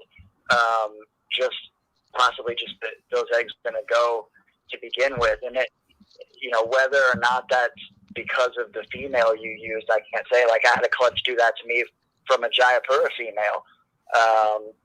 But when we're talking about, and you'd said this to me before about just recently actually, about the super pairings being no good. I tend to agree with that as well. It's not that they can't be. And I think the reason that we're looking at, when we're looking at locality versus designer or extreme phenotype females, on the subject of extreme phenotypes, I know any of us who have hatched out some crazy clutches or talked to people who have, when the craziest looking babies are the ones that are dead in the egg. So maybe there is, something to be said even from the beginning about whatever it is that creates the extreme traits, that there can be weaknesses attached to that or whatever. But when we're talking about adults, females in particular, just because a pedigree is relatively diverse, so not necessarily inbred, when we're looking at these designers and talking about lines that have been in captivity for 40 years or more, I kind of relate that to a comment that Keith Thompson made probably last year. I think it was, the year before. We were talking about maternal incubation, and he said that in his experience, the locality females, he was referring to some Aru and some other stuff that he had tried, were really, really good maternal incubators, and he had great success. But that further they got away from being wild animals, which his Arus were wild caught, the worse mothers they became. And, so the further and further they were removed. So even if you're outcrossing and using, even if the lines are not necessarily inbred, we're crossing these animals out, we're taking them further away from what they originally are. And when we're looking at males versus females, a male does not have while he's contributing genetics, he does not have a whole lot to actually accomplish in the reproductive process, right? He's just locking up with that girl and getting his job done, and then it's over with for him. But the female still has a whole bunch to go through, man, and it's stressful and taxing, and there's a lot more things that can go wrong on her end versus the male's end. And then when if you look at that from that perspective, and then also add in the potential factors of issues that could be coming from animals that have extreme phenotypes, male or female, and you're compounding it, putting two of them in the same cage together. But that being said, I've had disastrous results from locality females too. So, who knows? Yeah. I think when we try to make some trait more perfect, like melanism or animals with more yellow or whatever, you can bring some issues with that kind of perfection, my opinion is extreme phenotype can bring a lot of issues with it. Breeding issues, health issues like prolapses and respiratory problems, kidney problems, and we don't know what we are doing. We are playing gods right now. It's my honest opinion, and extreme females don't used to be good mothers, in my opinion. For example, big clutches like we have seen with seed harvest are not usual, in my honest opinion. So I think Patrick is doing the right thing. Nice big BARCZYK females and designer males. It's the best way to do this. Yeah. You will get extreme babies from that clutches too, and the animals are stronger. Yeah. So honestly, this year I tried to cut some corners and I crashed. Yeah, that's facts. That's just talking from the heart, bro. So I appreciate it. Yeah. It's exactly that. And honestly, having 2 babies, it's not that bad.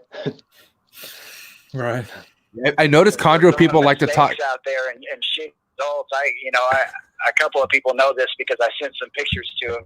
But my Chondro, giant monster BARCZYK female, paired her up, and she gave me 5 bugs and 1 messed up little boob egg that's actually fertile and doing really well for some crazy reason. It's moldy and wrinkly, but it's developing like a motherfucker. But at the same time, that female, when I got her, she had clearly been obese for a good portion of her life. There's no reason the Chondro could really be that big. And she's old as shit, and she's all scarred up and beat up, and just, who knows where all she's been. And she's supposedly proven multiple times already. I wasn't exactly expecting her. I was hoping that she was going to lay 36 eggs for me or whatever. I wasn't expecting really. You wish to. And she didn't give it to me. So. Too much fat, no follicles. That's for sure. So, I mean, heavy. Sometimes it just goes bad no matter what. Yeah. Regardless, right, Patrick? Yeah. That being said, the last year, that was a 6 or 7-year-old first-time female, and I hatched 15 babies from 17 good eggs, and I think 1 slug that she gave me. And I'm incubating a clutch right now from a first-time female BARCZYK. Never bred before. She's like 10 years old too. Never bred before because her previous 2 owners thought she was a male. And there's an animal that I got for $260 shipped. and she just dropped 19 eggs for me. 17 of them are good. 1 slug. First time pairing. Patrick, that female is the one that you marked the eggs, right? Say that again? That biak that you are talking about, it's the one that you marked the eggs that are outside of the beehive coil? So the one that I'm incubating right now, I did not mark her eggs because I took her off of them before she finished wrapping them up.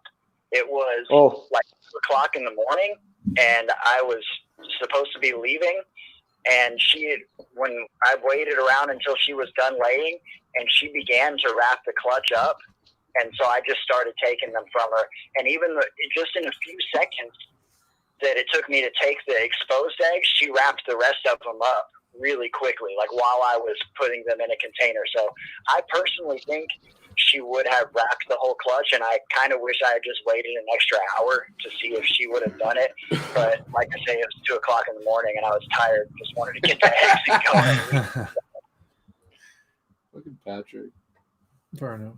Yeah, but it is interesting because I've had this discussion with multiple people about the eggs that the females leave out, and just because they leave them out doesn't mean that they won't hatch. And I had a female leave out a perfect looking egg and wrap up a slug one time with the clutch. So I'm not saying it's like a perfect indicator, but I've seen it time and time again in my own collection and plenty of other people's collections where females left out eggs that candled perfect, looked perfect, and were incubated, and they either did not hatch at all, it went bad at some point during, or the baby ended up having something wrong with it, and it was malformed or whatever. And who knows how they know that, and some people disagree with me, but I 100% believe that the females just sometimes know that an egg is no good right from the beginning.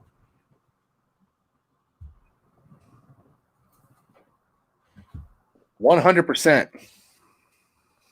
Honestly, they will fuck you up no matter what.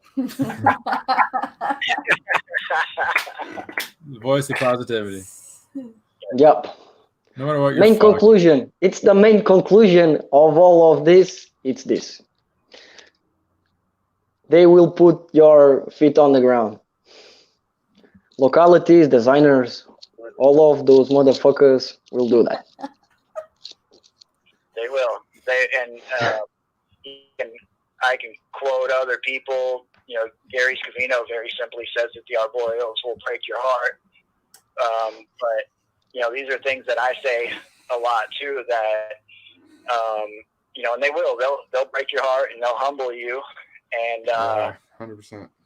Sometimes it goes well and sometimes it doesn't.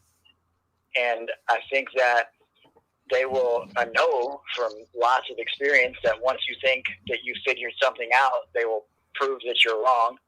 And I think and this applies to so many things in life, not just green tree pythons. It's kind of just kind of an Eastern philosophy on life in general. Yeah. But those of us who are really experienced know just enough to know that we don't have a fucking clue what we're doing. 100%, bro. Yeah. Jesus. Talk about raw truth.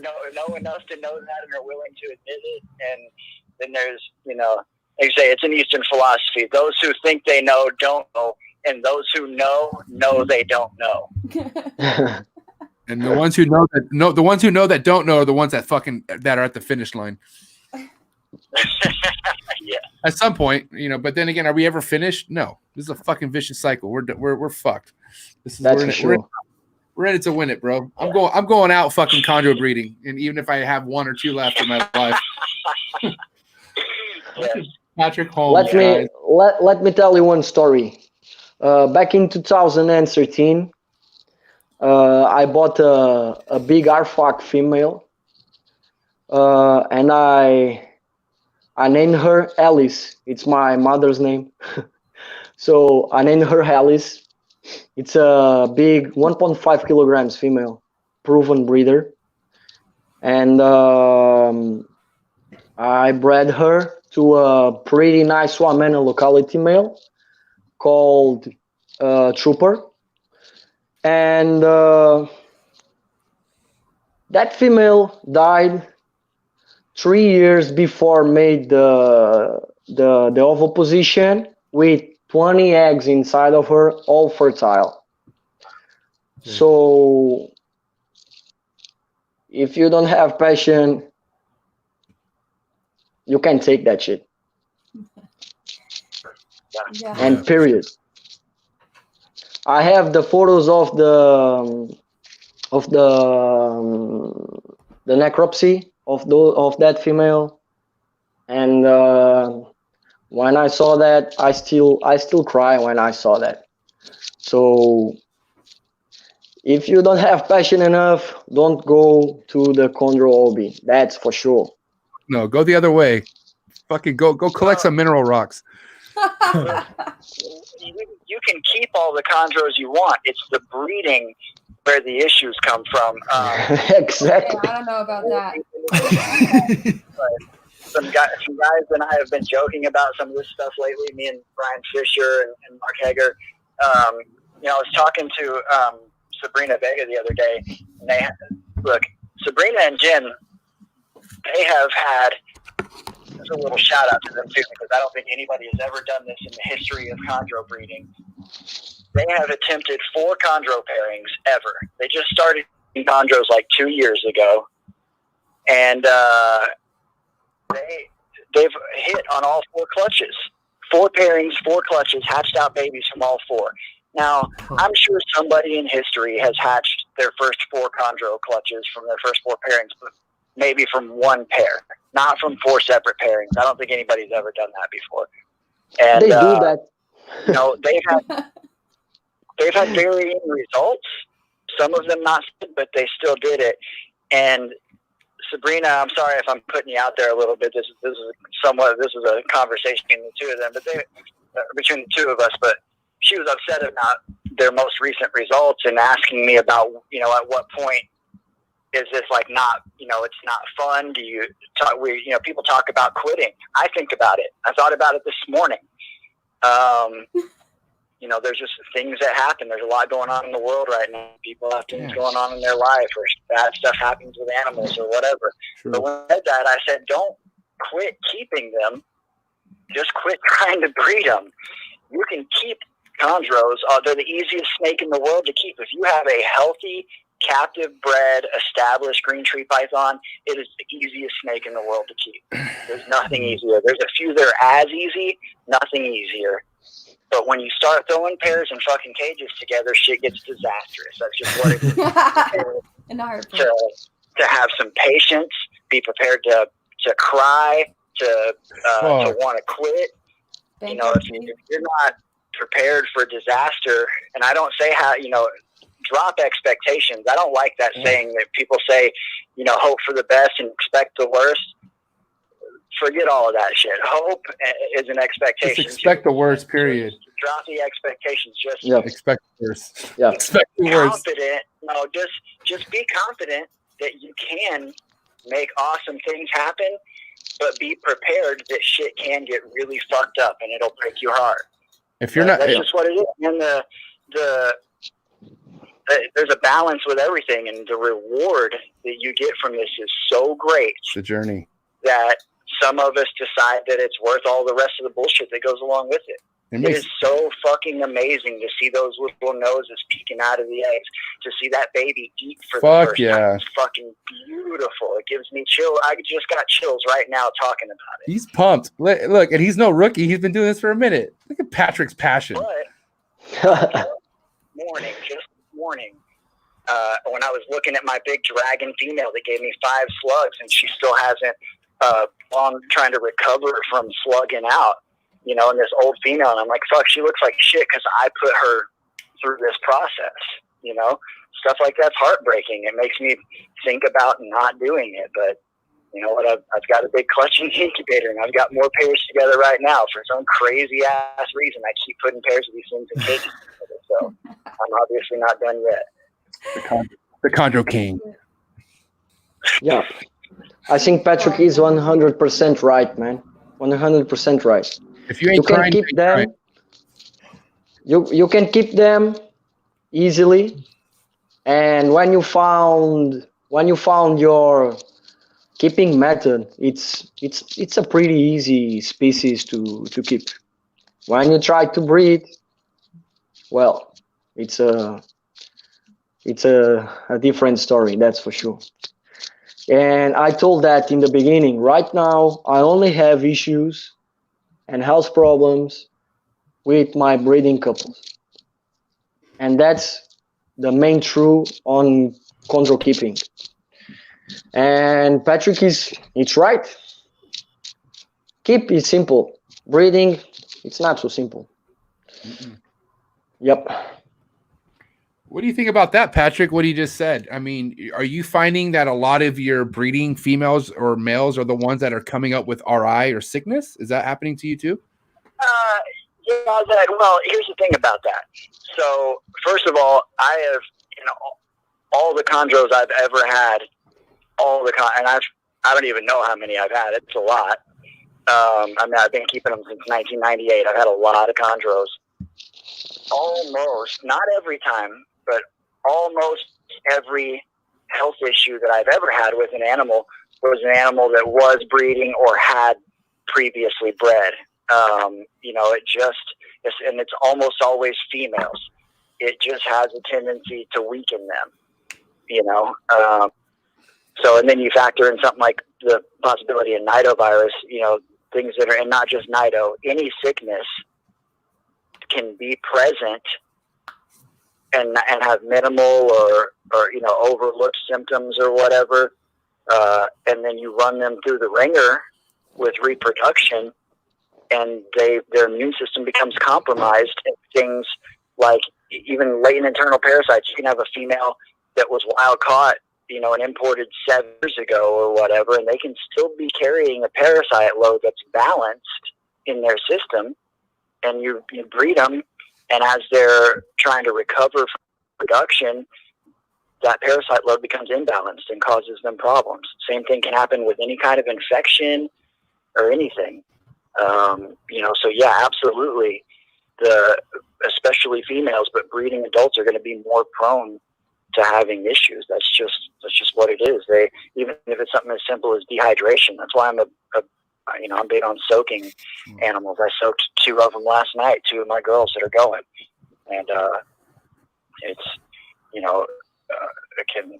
I've basically never had health issues with animals that I wasn't trying to breed, unless they were babies that were weak just from the very beginning, or wild caught animals, stuff like that. As far as animals that were healthy and then all of a sudden became unhealthy, it's always been something that I was trying to breed.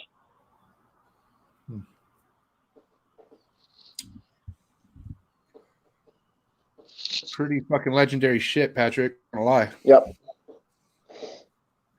So real quick, I wanted Patrick to call in because fucking, Pedro admires Patrick. Patrick admires Pedro. Admire both. These two are 2 fucking iconics in their own country, which fucking Texas, don't fuck with Texas, right?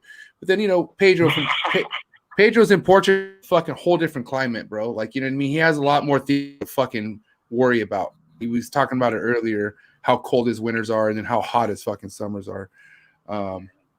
So I think it's, I don't know. I guess it's to each their own when it comes to certain things, right? I mean, it really falls down to where you're at, location wise. Would you on that? That's definitely a factor. Location is definitely a factor. That's why the dogma about keeping, it needs to be done this way or that, is nonsense. There's so many different variables there. Location is absolutely a factor. Mm-hmm. Fucking A, man. Got anything for Pedro? I stopped hearing you. Sorry. He stopped hearing you, Patrick. Oh, can you hear me now? Can you hear No, that? I'm hearing you. No, do you got anything for Patrick at all? Do you got anything you want to say to him? They canceled all the fucking concerts here in Portugal, man. Oh, I know, dude. It's fucking terrible, dude. Look, this whole thing sucks, and there's lots of reasons that it sucks, and I don't mean to sound insensitive, but the thing that's bothering me personally the worst as far as the impact, because I'm still working, I'm at work right now, but as far as impact on my life, it's been all these concerts getting canceled. It fucking sucks. Yup. These are two huge metalheads. I mean, I like metal, but I'm not on their level when it comes to metal. These two are fucking. I mean, especially Patrick. Jesus. I bought tickets for something like 3 or 4 concerts, and they gave me the money back. It's fucking sad, man. That's better than I haven't even gotten my money back. They're just saying, hang on to your tickets. These shows are being posted.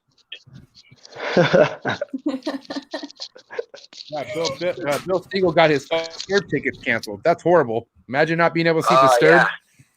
Yeah. Terrible. Him not being able to see Disturbed for like the 9th, 7th time. Yeah. The dude has seen so many times, it's ridiculous. Oh, wow. I've only seen Disturbed like 7 times. Bill's seen them like 27 times or something. You guys are all ridiculous in Texas. Everything is extra, bro. You guys do everything 10 times Yeah, bigger. We are. Yeah, I was going to make a joke earlier because you basically said Texas was my own country, and we kind of feel that way down here. Fucking laws and everything. Jesus. You just can't fuck with them. Jesus. All right, man. Well, we appreciate you fucking chiming in and tuning in for Pedro here, man. I really appreciate your time, Patrick. Yeah. Yeah, absolutely. Thank you a lot, bro. I appreciate that too, man.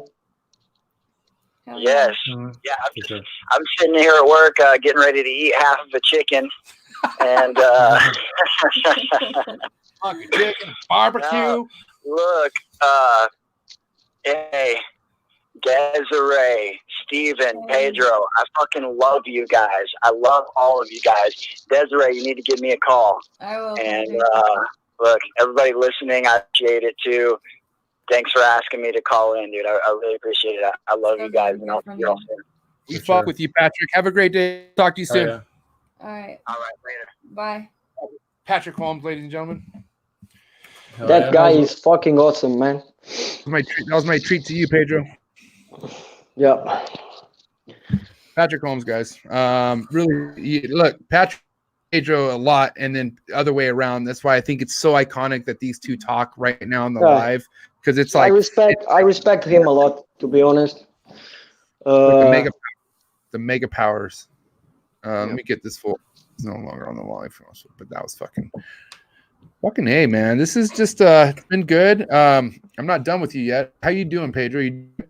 I'm pretty laid back. I'm enjoying every second, man. Awesome. Really. I have a personal question for you. Is marijuana really frowned upon in Portugal? Like, is that something you don't want to have on you? I like to have that shit, but it's not legal here, you know. It's not legal. It's frowned upon. So meaning if the policía see you with it, they're going to take you in. If you have more than the legal quantity for your own consumption, you go to jail. That means I'm fucked. My consumption like a whole like 10 people. Well, I mean, we'll need to figure that out then. I mean, maybe I could get like one of those vape pens because I want to go to Portugal. I would love to go visit Pedro. Look, at the end of the day, it's easier for me to visit you than for you to visit America, right? It's the same thing. Okay, well then you're coming it's to America. The same thing. I have had a visit of a well-known person from the Chondro community, Rod Love. He's a pretty close friend of mine, and we had a blast here in Portugal. We spent 4 days here, and I hope to visit the United States as soon as I can, and visit all of you guys. I hope to do that as soon as I can. That's for sure. You got a place to stay in California. I'll tell you that much. You can stay in my designer room. I'm not gonna say designer. I'm talking to you. I apologize. I'm out of pocket. I have a chondro I have an arboreal room. Okay, and I have a nice bed in here. You don't have to worry about being. You're gonna be sleeping around stuff you're comfortable with. So okay, and then we'll go to Mexico. We'll take you everywhere. I'll fucking Yep. car trip you to Indianapolis. I don't care. We got to go to the Come farm. to the worst. I state hope in to visit. America. I hope to visit Desiree and Steven and my boy Friday, and Yes. bring some mice for my snakes. Export. Delta that shit. Hey, Pedro, how far are you from downtown Lisbon? I'm pretty close. A little bit more than in 1 hour. So Oh, okay. it's not a big deal. I have family in Lisbon actually, so Awesome. I've been over to Portugal before. So yeah, and I got Portugal is a pretty nice place to live. To be honest, we are poor and broke as fuck, but it's a nice place to be. To be honest, we had lots of sun, we have amazing beaches. It's a pretty nice country to live. Yep. Yeah, it's cool. My uncle moved over there from America. He married a woman over there, and they have a family. And before their wedding, he took us on like a tour of the whole country for about a week. It was something else. Are you familiar with the Busako Palace? Okay, pretty nice. That's where they had their wedding. Awesome. So yeah, it was. So you have it's a blue blood family, right? To marry in that place. For some reason his parents just always loved Portugal, and it's a pretty nice. They wasted all their money over there, but I think it was worth it for them. Yeah. So we have a lot of amazing monuments. It's a pretty old country, you know. Mm-hmm. Historical. My town is a ancient Roman town, so we have something like more than 2,000 years of history. Wow. Yeah. Here it's amazing. It's a pretty amazing town to live, and we have pretty nice corrupt politics, so it's a nice place to live for sure. That was a really cool difference, between being here in the U.S. and the oldest we have is 300 some odd years, but seeing architecture from literally over 2,000 years ago is really it's a different aspect of life that you see. In my town, when you try to make a construction in the center of town, you need to call the archaeologist to check first. If they found something, you're fucked. You can't build anything in there. So it's a pretty old city. Yeah. But it's pretty nice. We have amazing stuff here. Lots of churches. It's pretty nice. Yeah. You need to visit your family and came here. Oh yeah, absolutely. Yeah. I'll plan the trip to visit them, and I'll spend all the time in your snake room. If you can get vacations one time in your life, but it will not be easy for sure. You have a lot of things to do in your side. Well, Steven's 15, so he has a whole life ahead of him. 15. How old are you, Steven? I'm 19. 15. He's 19. No, fuck you. He is. Really? He's really 19. I can show you my driver's license. 19 years old, man. That's what an infant looks like. 2,000. Mm-hmm. Oh, fuck. How old does he seem? So he's almost the same age as Lars, so... Similar. I told you! Pretty similar. We relate on that level, man. 2000. Bro, this guy does not carry himself like any 19-year-old I've ever met. Even when I was 19, I never knew a 19-year-old like my entire life. He's not. I'm waiting to get the back. I don't know. I think it's getting shipped to Desiree's place, but we got to figure what's going on in his blood. We're Awesome. discovering a new species of human. With 19 years old, you need to be the best ever, at least. That's the goal. That Pedro said it now. I gotta live up to that standard now. That's why FORREST picked him. This is the most weight any 19-year-old's ever had on his fucking plate, is what Steven's been dealing with. And this is that true? And the thing, what 19-year-old else has this much responsibility that you have right now? You have to get the Mosaic breeding. Okay, that's probably one of the biggest things. The white Cayman. Yes. Right. Okay. Do I need to continue? Croc monitor. How many Abronians are you guys keeping right now? A lot. With offspring, we're probably at 100. Dos mucho. Holy shit. It's got to be like one of the biggest collections. Just It's a big weight on your shoulders, but with 19 years old, you have trained to do that easily. He's a fucking machine right now. I appreciate that. He's fucking riding it to the wheels pop, literally. Man, I'm feeling so fucking good right now, man. Fuck, 19 years old. Holy shit. Wild. Imagine starting. Okay, so you were 2000. I'm sorry, your first Chondro was what year, Pedro? 2005. Oh, we were 19. So we were 19. So you were 19, 18 years old. No, you were 19 or 20. 05. So you were Steven's age. I'm 18 at that point.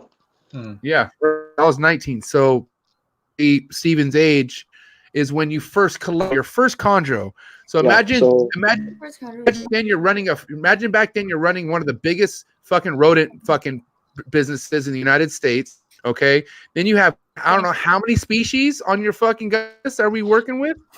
100 plus. Yeah. Let's just talk about species snakes. Let's not even talk about crocodilians and shit. Let's just talk about how many species of snakes are you working with there, Steven? I'm excited. Probably like 40. I haven't counted this. 40 No, 40.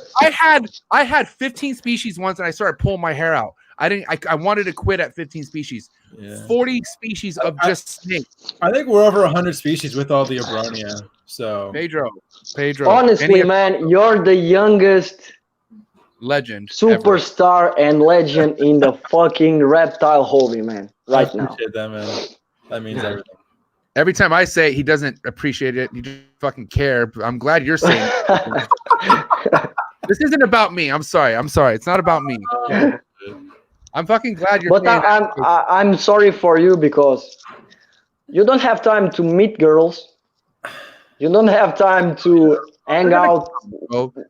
Hang out of that, man. But you don't need to. Well, you don't need to. Want an intern here? Anyone, you know? You don't need to. Listen, guys, everybody, listen. Just so you guys know, Steven is as single as a Pringle. Okay, he's fucking. Wait a minute. Pringles don't come singles. Well, technically they do, but listen, this guy's a fucking out there. But you just gotta bring shit to the table. He doesn't fuck around. Okay, he's as good as it gets. He'll stiff arm you guys if he ain't bringing shit to the table. So, but he is single. I am letting you guys know that. Emily, I think Emily had, but I don't know about after this weekend. We'll see. Jeez. Is that too much? Ask her, asshole. I don't know.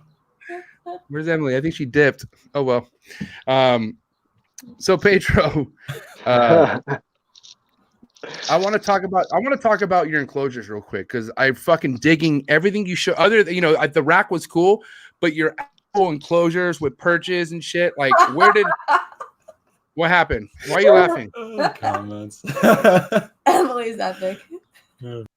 Okay, so we were talking about enclosures, right? So where did you get your enclosures and your perches from? Where did all that get designed and developed? My enclosures are from a Spanish brand called Pro Cages. They are out of market right now, so you can get more of those. These are 10mm PVC. I can show you the details on the cages. If you don't mind, I want to see that. Nowadays it's easy to make your own shit. As far as getting. So the brand. These are natural branches. Okay, cool. You screwed that in. Yeah, it's simple. You can take these out. It's pretty simple. Heat panels. Panels. You use heat panels. Silk plants. This is the brand. And wait, the ventilation. It's the ventilation you can close. No. This is from Spain. It's European stuff. Did they put English on the enclosures? Everybody talk English and nobody talks Spanish. Okay. That's weird because everybody tells me to start talking Spanish more, and then it's weird how that works. I guess because it's your country. So. And I use this kind of thermostats. I use this for a lot of years. So now Microclimate or microclimate. microclimate. Yeah, it's an English brand. It's an English brand. These are old models, you know. They are producing some electronic devices now, more accurate, but I love the ones that I have. They never gave me any problems. So if the team is winning, I will not touch that.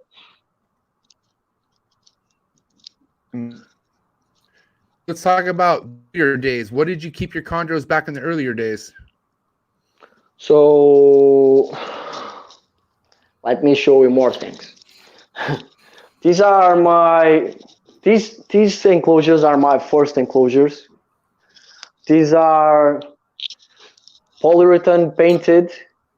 This is plywood painted with polyurethane paint. This is mosaic. I don't know if you ever seen this before. Cool. And I have all the electric stuff inside this box. The same thermostats, heat panels, but this is plywood.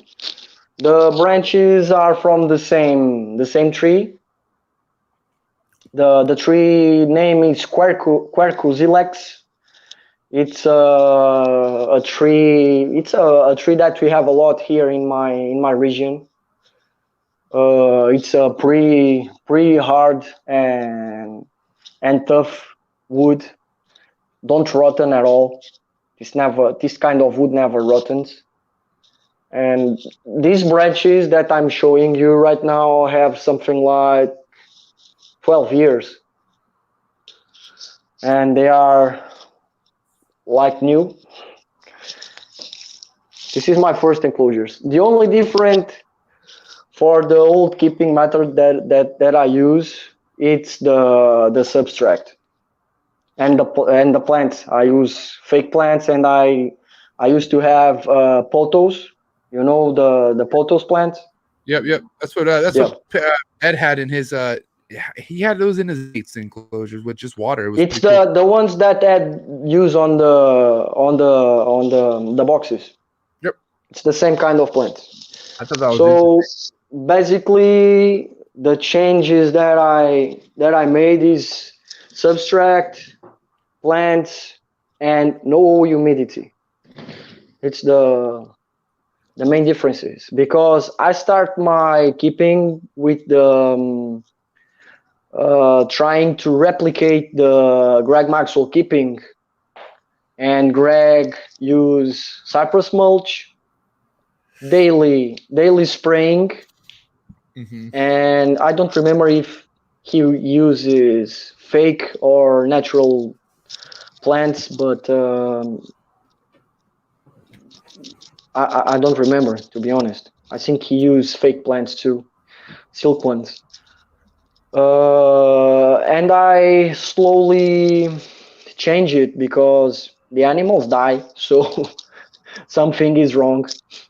It's simple. Animals dying. Yeah, that's for sure. Yep, it's simple. It's simple. Hey man, do you want to see more snakes? Yeah. Yes. Yes, Please. I don't have any more to show you. I'm not Ed Marino. Wait, so you show him again. Just show him again. I can show you the same ones, but I don't have any ones more to show you. Okay, yeah, that was a sick joke, by the way. Go ahead. Yeah, let's show us more. Yeah, please. Perfect.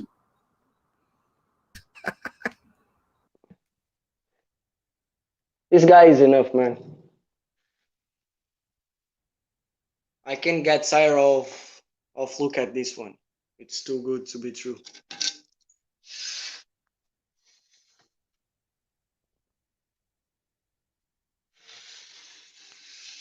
Are you guys looking at this? He's going to kill me, that's for sure. You know, they say love is sometimes worth dying for. Yeah.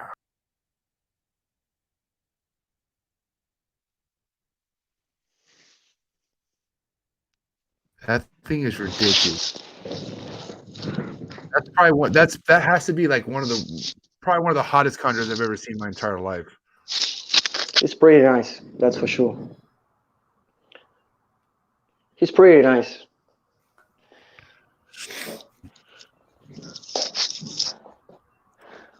What's your total chondro count? Where are you at right now with all your chondros? Can you repeat the question, please? How many chondros do you currently keep? What's your total count with chondros? 9. 14. Take your time. I don't know. Take your time. What did Ed say? Ed said around 130 something, right? Something like that, yeah. High 130, and all basins, which is 29. 29 right now with the babies. Wow, dude, you're tightening it, fucking like your shit's all projects, bro. Like that are like dialed in. Yeah. Everything. I used to say that I want quality over quantity. Quantity is not my main thing, to be honest, because as I told you before, I don't have enough time to keep a huge collection, man, and I don't want to have a person taking care of my snakes. I prefer to do my things, you know. I agree on that. Sometimes less is more. Yeah, and it's my passion, so if I put someone taking care of my passion, it will lose the whole point. The whole point. Yep. If I have a huge collection like Forrest and Desiree have, it's a totally different thing, you know. They need Steve. That's like having 3 versions of you. So like the thing is, Zoo Dreams is not just one person. It's like fucking crazy fucks all on the same mission, and they're all upset. They're all like, they all kind of they help, like their addiction is fed off each other in a way. You know what I mean? But that's why we're on a mission to make this shit something. I remember to have a serious conversation with Forrest about focus. And I asked Forrest if he have enough focus to breed chondros and to have enough commitment with the step that we are giving together, you know, because that means a lot for me and for Forrest. And he told me that he have the snakes and the collection in the best hands possible with Steven. And that means a lot for me too. God damn it, I'm putting even more weight on Steven's shoulder, but bring it out. because it's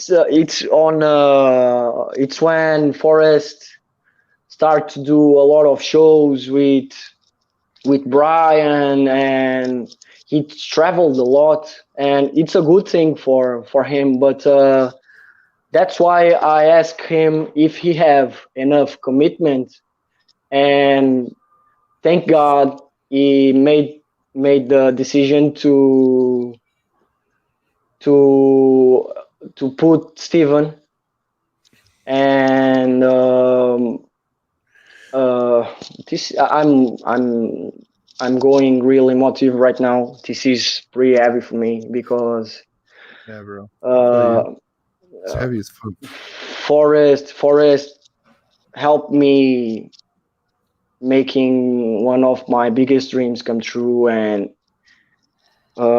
he's a visionary, you know. He's a guy that want to make big things. And the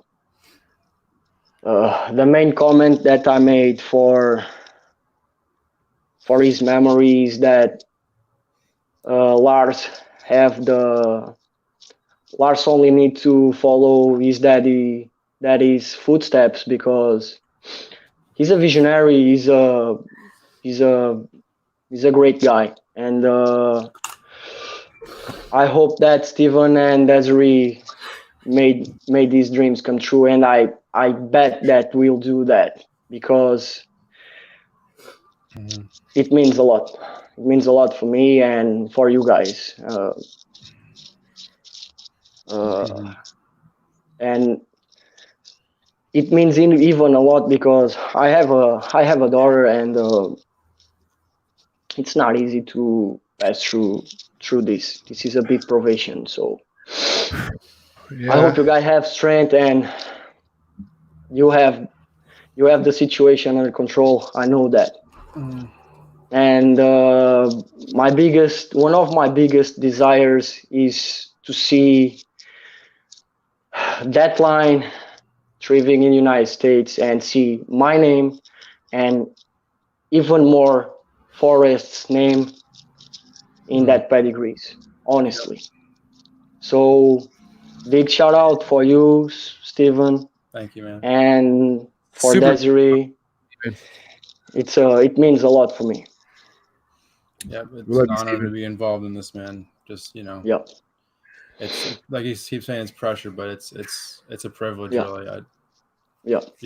I'm kind of at a loss of words right now, but I really He's the guy. appreciate the props. I wish I could have hang out with him. We tried to meet each other in Germany for him to pick the animals. We can't do that because he have a lot of projects in his shoulders, and one of the things that I regret the most is to not being in the United States and meet that guy. It's one of the things that I wish I could do. Honestly, it will be so good, man. It will be amazing. Honestly. You nailed every word you just said now, bro. Look, it was tough to hear, but at the same time, it's the most truthful shit that you could have ever said this entire episode. So, listen, we say this a lot. Like me and Steven, we say this to guests. Like, man, you have no idea how excited Forrest was to have to bring you on, but you were. Bro, you're a fucking legacy in this guy's world, and the reason why I will bring this up is because he how many people looked up to Forrest? I'm one of them, and the people he looked up to were so godly and so fucking respected upon, and just so like bro, like I don't know, it's just I just wish a lot could have been different. I wish we could have all hung out at one point. You know what I mean? I wish a lot of fucking things, but all we could do is just be happy with what we have, period. Regardless. You left such an impact on anyone's life. People who never even met this fucking guy, they took something from him, and they're running with it. They're all inspired and so amazing to see. But Pedro, like I said, you're as humble as you are. You need to realize how big of an impact you're making with what you're doing. You are fucking honestly creating something to God knows where it could go. Who knows if things could happen where your work could come in America a lot easier. But I mean, you are setting the bar so fucking high with the Chondro shit, bro. Like in a good example way. Like you are a good fucking being, and you are doing shit the right way out of passion, not out of money. Have a fucking 9 to 5. 5 is not what behind you. Like, you know what I mean? You don't feed your daughter based off your chondros. You know what I mean? No, not at all. You fucking grind your ass off, bro. You know what I mean? So first off, I commend you for what it is that you do, because I know what it is behind you is all out of passion, all out of pure love, bro. People could literally not give a fuck about chondros. They could be as worth as I hate to say this, but a children's python. It could just be a fucking snake that, a Nile monitor. And you will still fucking breed those things, no matter what the value on those snakes you're still gonna breed them because it's right here. Yep. You know what I mean? And that's what I respect about you. I mean, bro, chondros is not a fucking walk in the park. It's so fucking and to be doing it as long as Pedro's been doing it, and he's still like, he's not gotten greedy, he's not expanded. Even like, look, he has room for 17 more. He's not maxed out. He hasn't maxed himself out. He's doing things so strategically. Like, dude, you study every move, bro. That's really, really hard to do, because think about it. You got chondros dialed in at this point. I mean, for the most part, anything could still happen, right? But you could breed them, you could fucking incubate them, you could feed them and make 5. You know what I mean? Haven't gotten to a mass production level to where I will never do that in a mass production level. It's not the main thing. And that's a good non-greedy thing to do. But think about how much greed is fucking fed into this hobby. Yeah. So I'm saying we need more people. I told you, and I'm going to tell you that again. It's all about passion, man. Without patience, you're fucked. It's all about passion. You can heavily breeding corn snakes or ball pythons. There's a lot of persons heavily breeding those species, but you can heavily breeding chondros, man. There's a lot of details that make chondros different of those species, and it's what make the community snob, and it's what make the passion so big. If you look back, what is the other species that you have pedigrees from 76, man? Yeah, that's fucking. Yeah, that's so sick. I love that shit. We need to thank 2 guys like Trooper Walsh. Trooper Walsh is it's the godfather of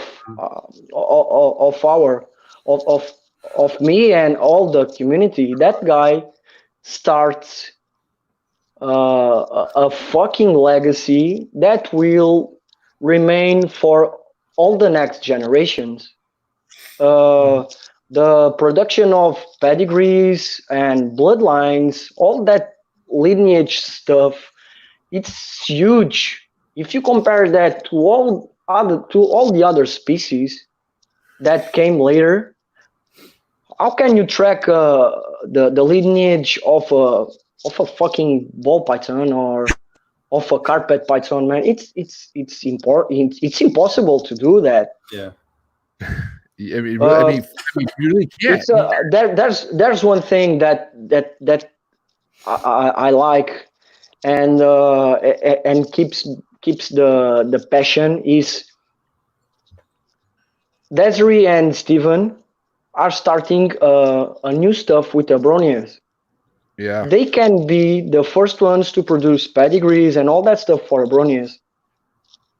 You know, it's passion. You show passion when you want to leave a legacy. You know, it's the main thing. And I saw that in the Chondro community every day. Everybody wants to leave a mark. Yeah. And if you don't want to leave a mark, you don't have enough passion to do whatever you want. Yep. And it's a life thing. It's not only about chondros, you know.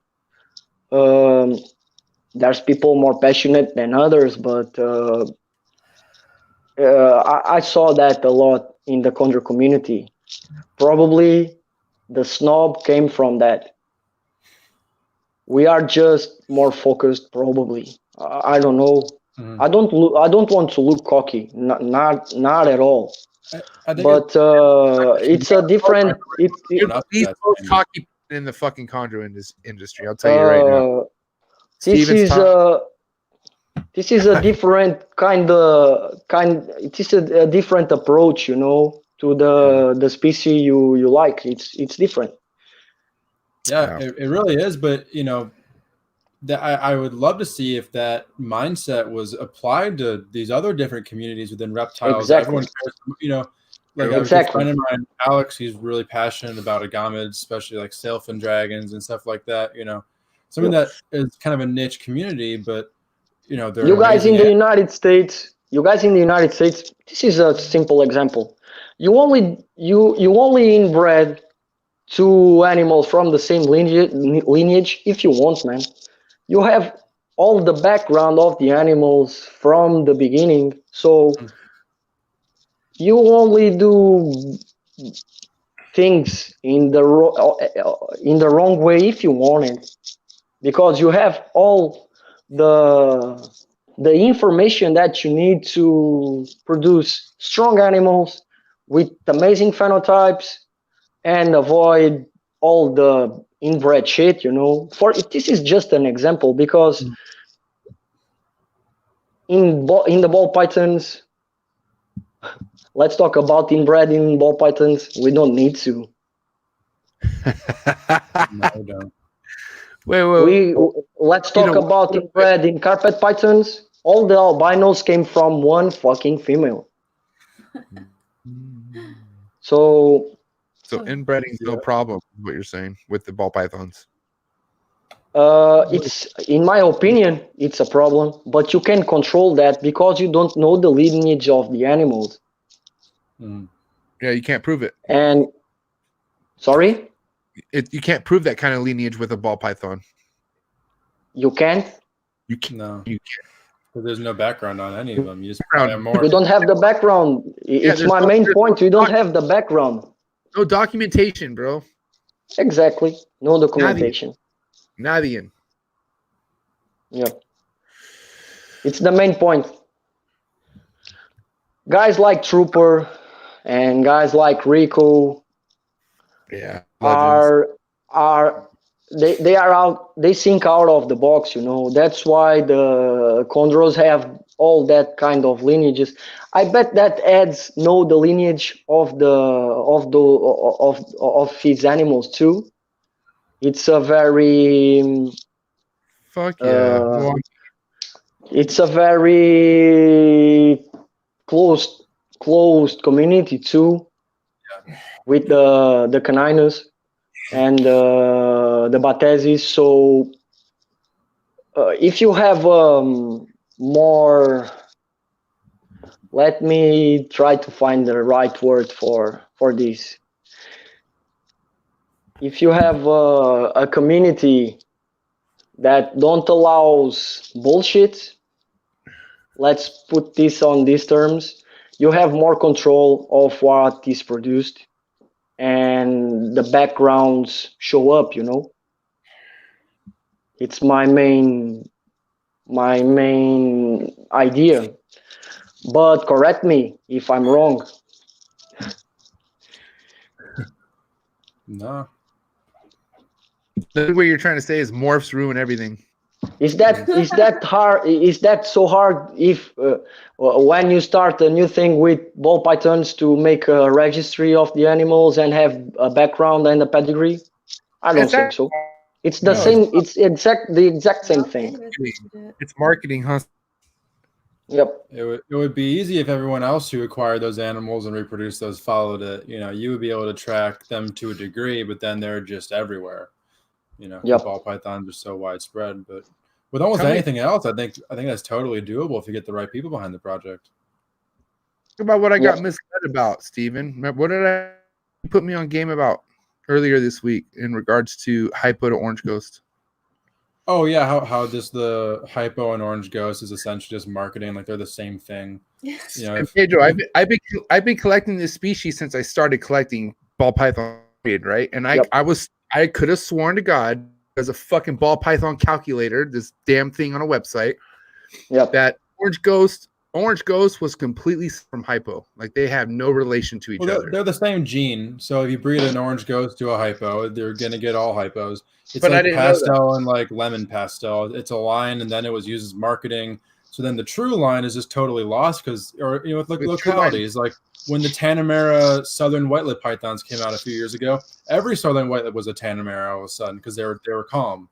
You know, so are there true locality types of those? Who knows? They're all labeled that, so now that's what they became.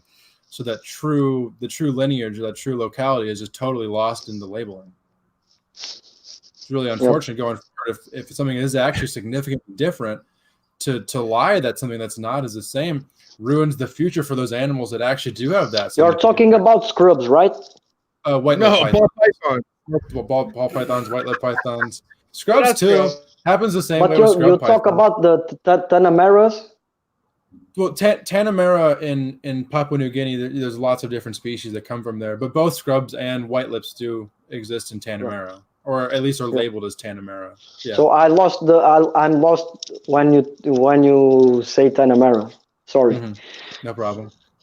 Yeah, but my point was just that label of Tanamera was applied to so many different animals that if there are true Tanamera white lips that are different, who knows? You know, that different lineage was lost because they were all labeled as that as soon as they were discovered to be different. You know, just from a marketing standpoint. It's a market demand. You know, it's like Chondro localities. Yeah. They call the locality whatever they want. And then if you ask Daniel Natush, then he'll tell you that all of these different phenotypes, you can find them damn near anywhere where chondros exist. So. Yeah, except for me, honestly, the locality type market, it's all bullshit. When people ask me what is honestly, I only can identify one locality, and it's Biax. And even Biax have Biax, Num4, Padaido. They have a lot of names to call the same locality. So you have a Naru that have a nice stripe and you call that a Merauke. You have a Merauke with just some white marks and it's a fucking good Aru, and it's not. It's not. Like in my opinion, it's not conclusive. So when people ask me what is the locality of my animals, it's a Morelia viridis. Yes. And even then, now it's like 3 different species and 6 subspecies or whatever. So it's whatever you have more control you have more control in bloodlines than you have in localities. That's for sure. And same thing with the canary phase. You know, typically those are always Kofiaus. I know Forrest and I were talking about how he had heard that there were some found in Jayapura, some found in Manokwari. These canary phase phenotypes. Yeah, like the really like significant canary phase. With canaries, all over the place. I think the Iceland localities is easier to identify, and if a guy catch those animals in the Biak Island, they should be Biak Islands. If they catch the animals in the Kofiau Islands, they should be Kofiaus, but you only have sure that the Kofiau is a Kofiau if the animal turns yellow and it's a fucking canary. If not, if the animal don't turn yellow, it's a Kofiau or it's what it is.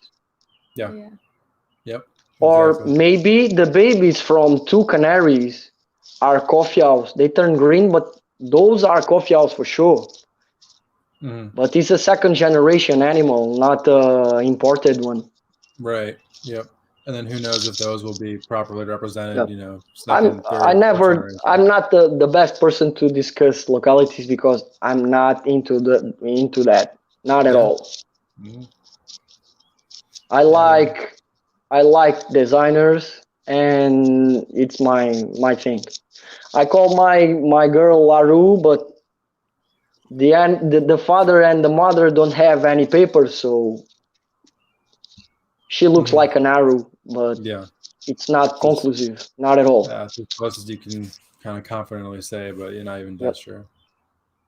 Exactly. It's a nice conversation for Patrick, for example, not for me. What isn't a nice conversation for Patrick? You know, one thing I love about Patrick is every answer that he gives you connects to just everyday life. It's not only for your but it relates to your life on how you should, you know, and your it's like and your feng shui and your essential oils, healing stuff. Exactly.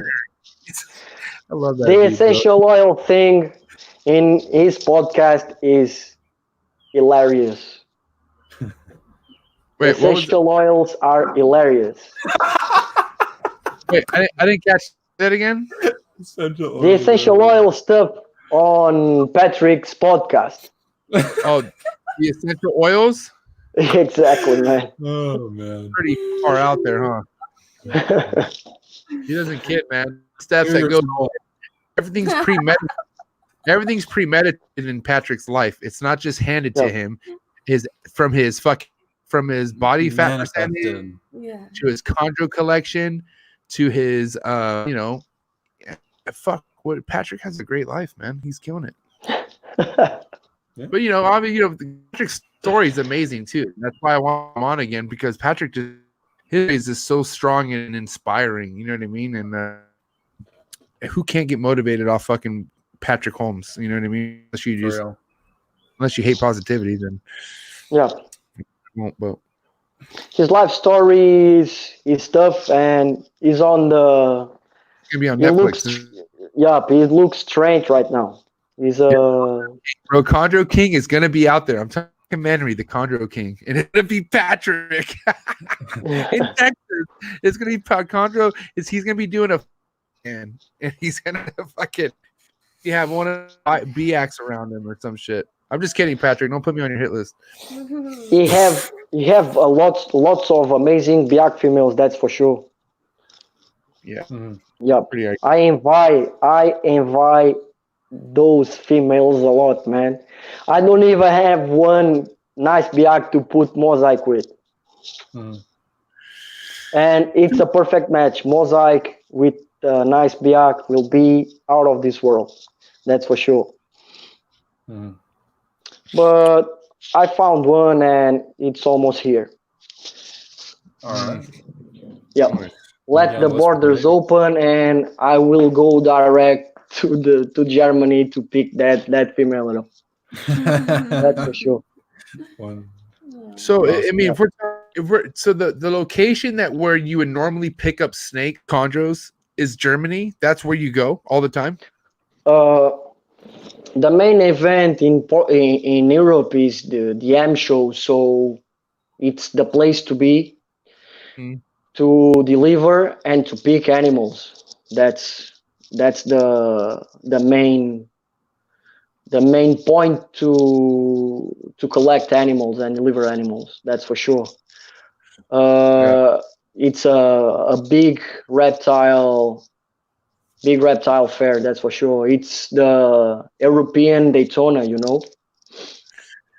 So what's it like as far as I've heard crazy fucking stories. I think FORREST. I think Desiree has been in the AM show some years ago. Right. Yeah, that thing is pretty crowded, Yeah. Do they really pull you aside if you start taking pictures on your phone and shit? Oh, and I heard it. They don't. Especially in the venomous room, if you take pictures, you're pulling. They pull you out. Mm-hmm. That's for sure. Why is that? What is it about? No, nobody knows. I don't know. Those guys are Germans. Nobody understands the German mentality. They're loked out. They're fucking they're German. I have good friends. I have good friends in Germany, but they have a strange mentality. I'm from the south of Europe, So we have a totally different mentality. It's different.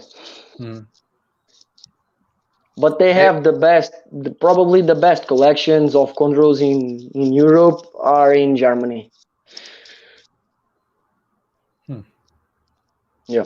Hey, Pedro, if you were to recommend any book out there for somebody who wants to get into chondro keeping, would it be or what book would you recommend?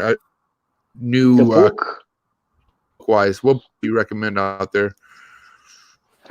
Honestly, the more complete chondro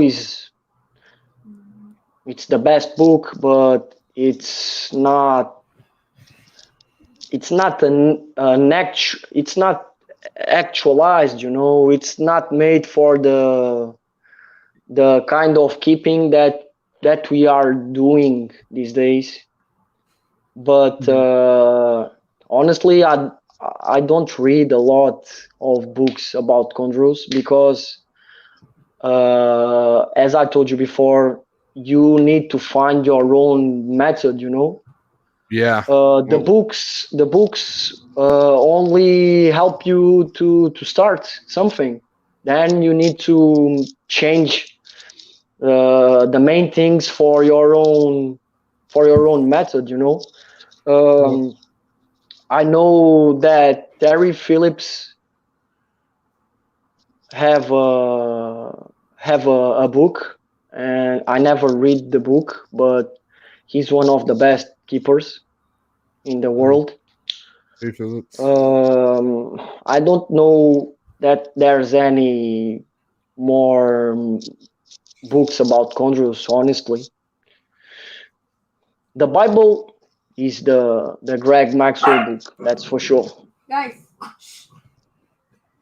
That's Greg for Maxwell. sure. I mean, Yeah. yeah.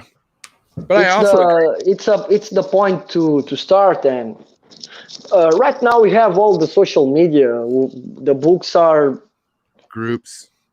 overpassed. Yeah, true. You have And more like- information. You have more good information on the MVF forum than in the books right now. Mhm. Yep, and it's so easy to reach a good keeper and experienced keeper, that it's better to choose a mentor than find a good book, in my opinion. Yeah. Yep. definitely. I have a good friend of mine. If someone have the courage to take the Greg Maxwell book and do a new revised edition Good luck. with all the new keeping methods, that will be amazing for sure. Mhm. Yeah, but good.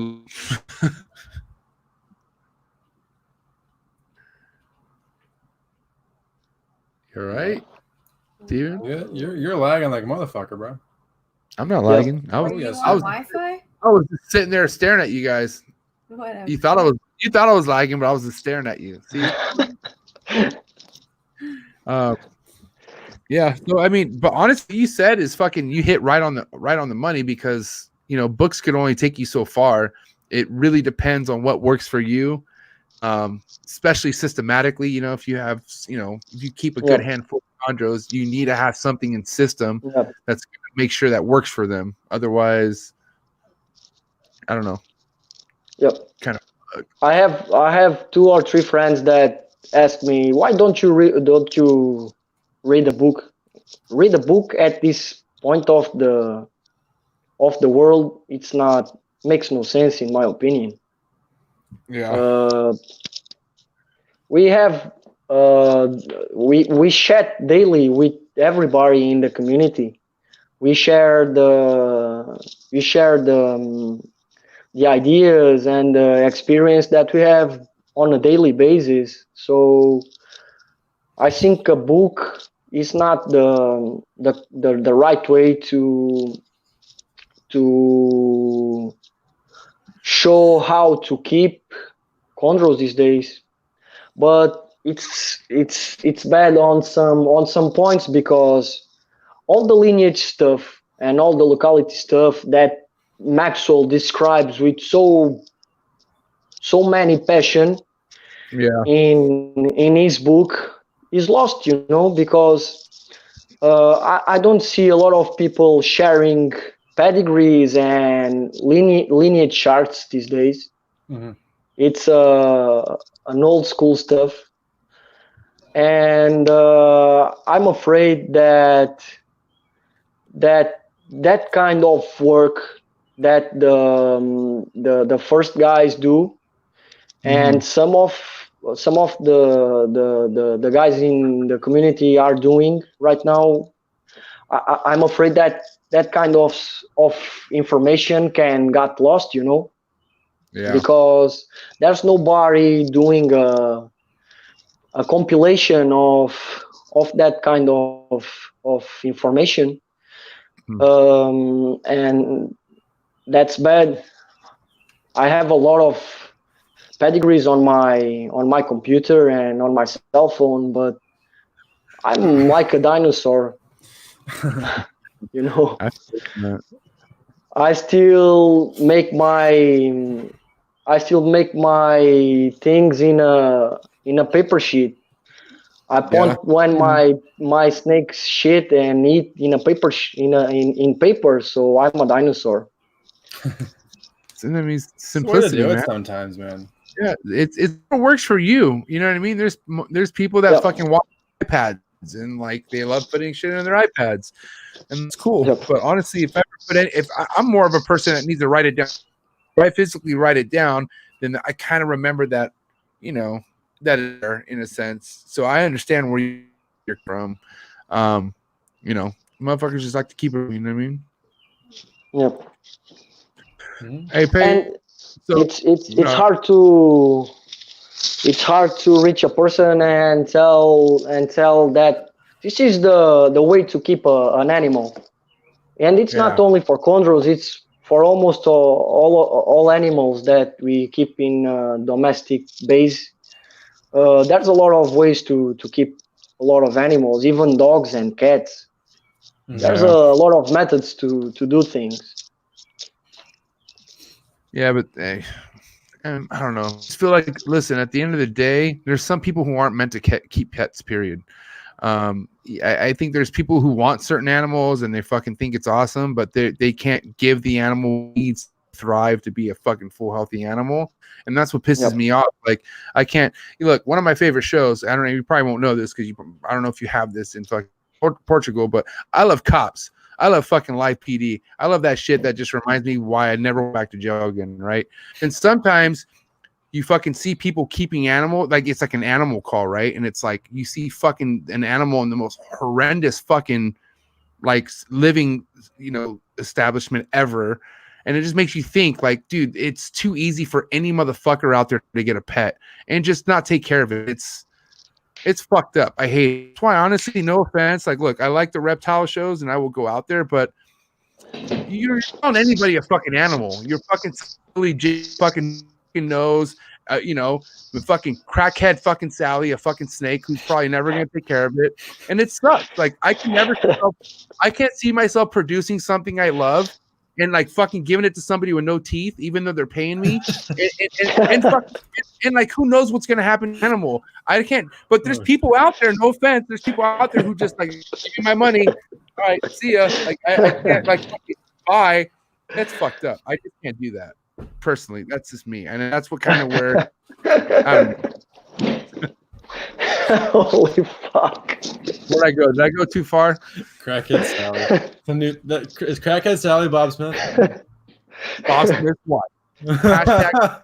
Yeah. Oh man, we are almost reaching the Tiger King show. Pretty much, bro. Exactly, man. You can buy a fucking tiger in the United States, man. Yep, and fucking kill it when you're done with it. Exactly, man. So we don't have that kind of shit in Portugal. It's crazy. So for you to see, chondros are forbidden in Portugal till 2009. Wow. So 2009, you could not keep chondros? No boys. Not even a fucking ball python is allowed. Yes. Yep. Fucking nuts. Yep. I didn't know that. Yep. It's crazy. It's crazy. And right now you can have every species. You can have reticulated pythons, you can have constrictors, you can have Burmese pythons. All the big boids are forbidden. You know, I think the biggest boids that you can have is blood pythons and carpet pythons is the biggest you can get. What about a Bolins? No, not allowed. So that's because that kind of relates to the carpet family in a sense, or what? They got bigger than the carpets, so Wow. Don't allow. It's one of my favorite species. I would love to have one. Yeah. Hey Pedro, how big's your family, bro? I want to say you are the first guest who's had this amount of supporters in the comments. You've had motherfuckers giving you shout outs and like all this cool stuff. You've had your cousin in here. I bet that my mother, my sister, my father, my cousin, and my uncle, and everybody is seeing this for sure. What a great support, man! Like honestly, Yeah. that kind of like I have I have a very close nuclear family. We are Latins, you know. All the Latins have a nuclear family, you know. We are very very close. Yep. support. I love it. Yep. I was raised that same way. Hi, Mom. I did it, Mom. I'm here. I did it. So listen, Pedro, we hit the third hour, man. This has been fucking something so iconic, so amazing. I can tell you right now, the people who've been watching this, I'm sure they would want to know what the advice you'd want to give for anybody who's just looking to get into chondro keeping, or anybody who's been in chondro keeping. Like, what's the best fucking advice you could give those people? Like, if you from the heart, if there's any give them advice wise from somebody who's, you know, yeah, go ahead. What would you say? First of all, buy captive bred from a good breeder that can give you support. For me, it's one of the main things. And two more words: passion and focus. Nothing more. It's the main things, in my opinion. Mm-hmm. Captive bred, passion, and focus. So captive bred, right? Don't go cheap. It's not about cheap, you know. You can buy a fucking Aru for $400, man. Why to buy $200 mite infested snake with lots of parasites? Mm-hmm. If you don't have the money, right, wait a little bit and don't buy a problem, because you're going to buy a problem. It will devastate you, and we will leave the chondros in 2 months. So yeah, it's pretty obvious for me. That's fucking truth, man. Mm-hmm. So Yep. Des, I paid. We're doing a little. And there's one more thing. Oh, go ahead. If you think that you're going to be rich with chondros, it's not true. It's not true. I don't know. Live in the now. Wake up. Get the fuck snap out of it. Hello. Fuck, dude. This has been amazing, Pedro. What the fuck? Let's hang out. Let's hang out again. Let's do something. This is, man, honestly, this has been something. You need to make a podcast, like a round table with some more chondro guys. Mm-hmm. Yeah. But then you guys talk over each other. We won't be able to hear who the fuck's I don't know. Handle 2 of you. How about this? I'd rather just bring you, Patrick, on. We will fucking just do this. And then you could just, I mean, we sit here with a notepad and just fucking try to write down every bit, because that's like the mega powers right there. Imagine Patrick fucking, you know, I'm sure there'll be some back and forth. What we need to know what opinions are. But yeah, I mean, well, look, I'll go out there and say it. I've been talking to Ryan, and we're gonna team up with Ed, and we want to bring Ryan and Ed on together. So what the fuck? Imagine Ryan, Wolleson, and Reno on at the same fucking time. So why not bring you and Pat at the same fucking time? Why not? For example, there's a lot of good guys in the chondro community to make a podcast. Mm-hmm. That's for sure. Guys that know a lot of this. Yeah, I have to come on here because this is the fucking podcast out right now, Pedro. So you know what I mean? If you can do a podcast with Christian Stewart, that will be huge, man. Hey, you want to set that up? You want to set that up for us, Pedro? That's your boy. I can Set it I can try to talk with him. Hell yeah. Talk to him. Look, we'll send you the link. Send him what it looked like. You know, just give him a taste. Let him know what it was for you. You know what I mean? Let him know that we dropped his name a few times. And I would love to have somebody who inspired you. That would mean the fucking world to me. But look, no pressure, right? We put all the pressure on Steven. I don't want to put no pressure on you. Okay, well, we can keep the pressure on Steven. I put a lot of pressure on Steven, man. Look at the kid's face. He's not phased. Look at him. He don't care. He don't give a shit. He smirks it up. He's a beast. This has been a great podcast, man. We laughed, we cried, and it's amazing, man. The pleasure's all here. The pleasure's on this end. This has been a fucking awesome experience. Remember last night when you were like, "Hey, we got to cancel. I don't know if I can follow Ed." I think you just successfully followed Ed. I think you totally pulled that one up. That was You're an up amazing there with episode. your boy Ed, bro. Right there. You're Thank right. you, man.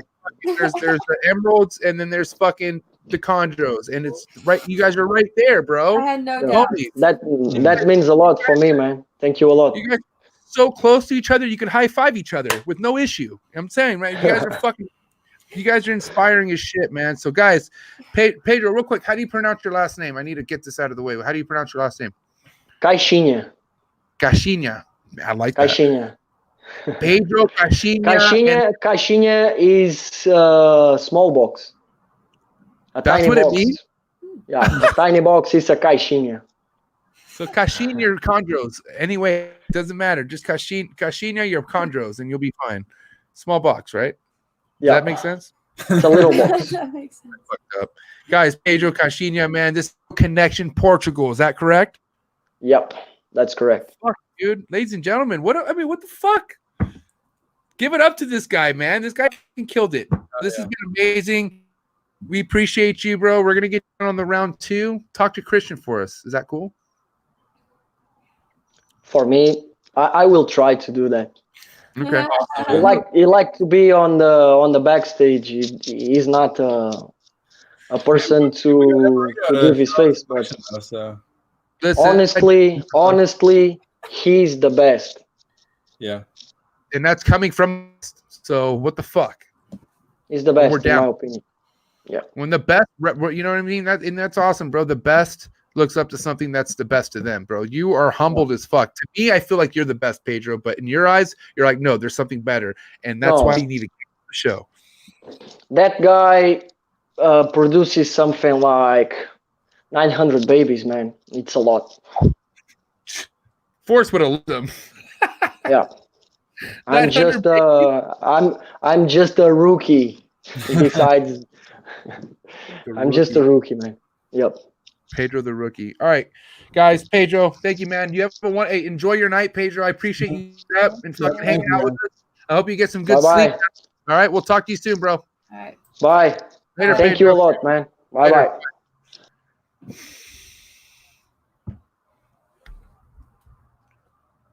You know, I'm not here to ask for much.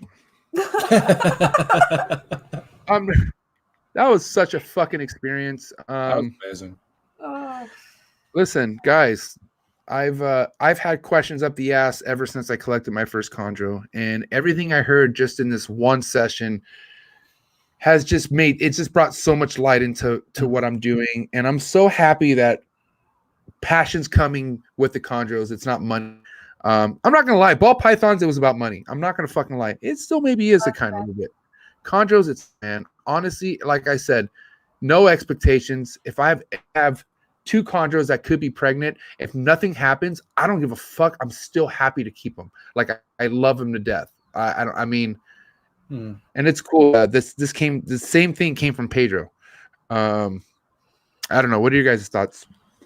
I mean, if there's an episode of a podcast to listen to about chondros where you get it, like the gospel, listen to this. Like, you know, he said Christian Stewart's the guy. I mean, right now, I don't know.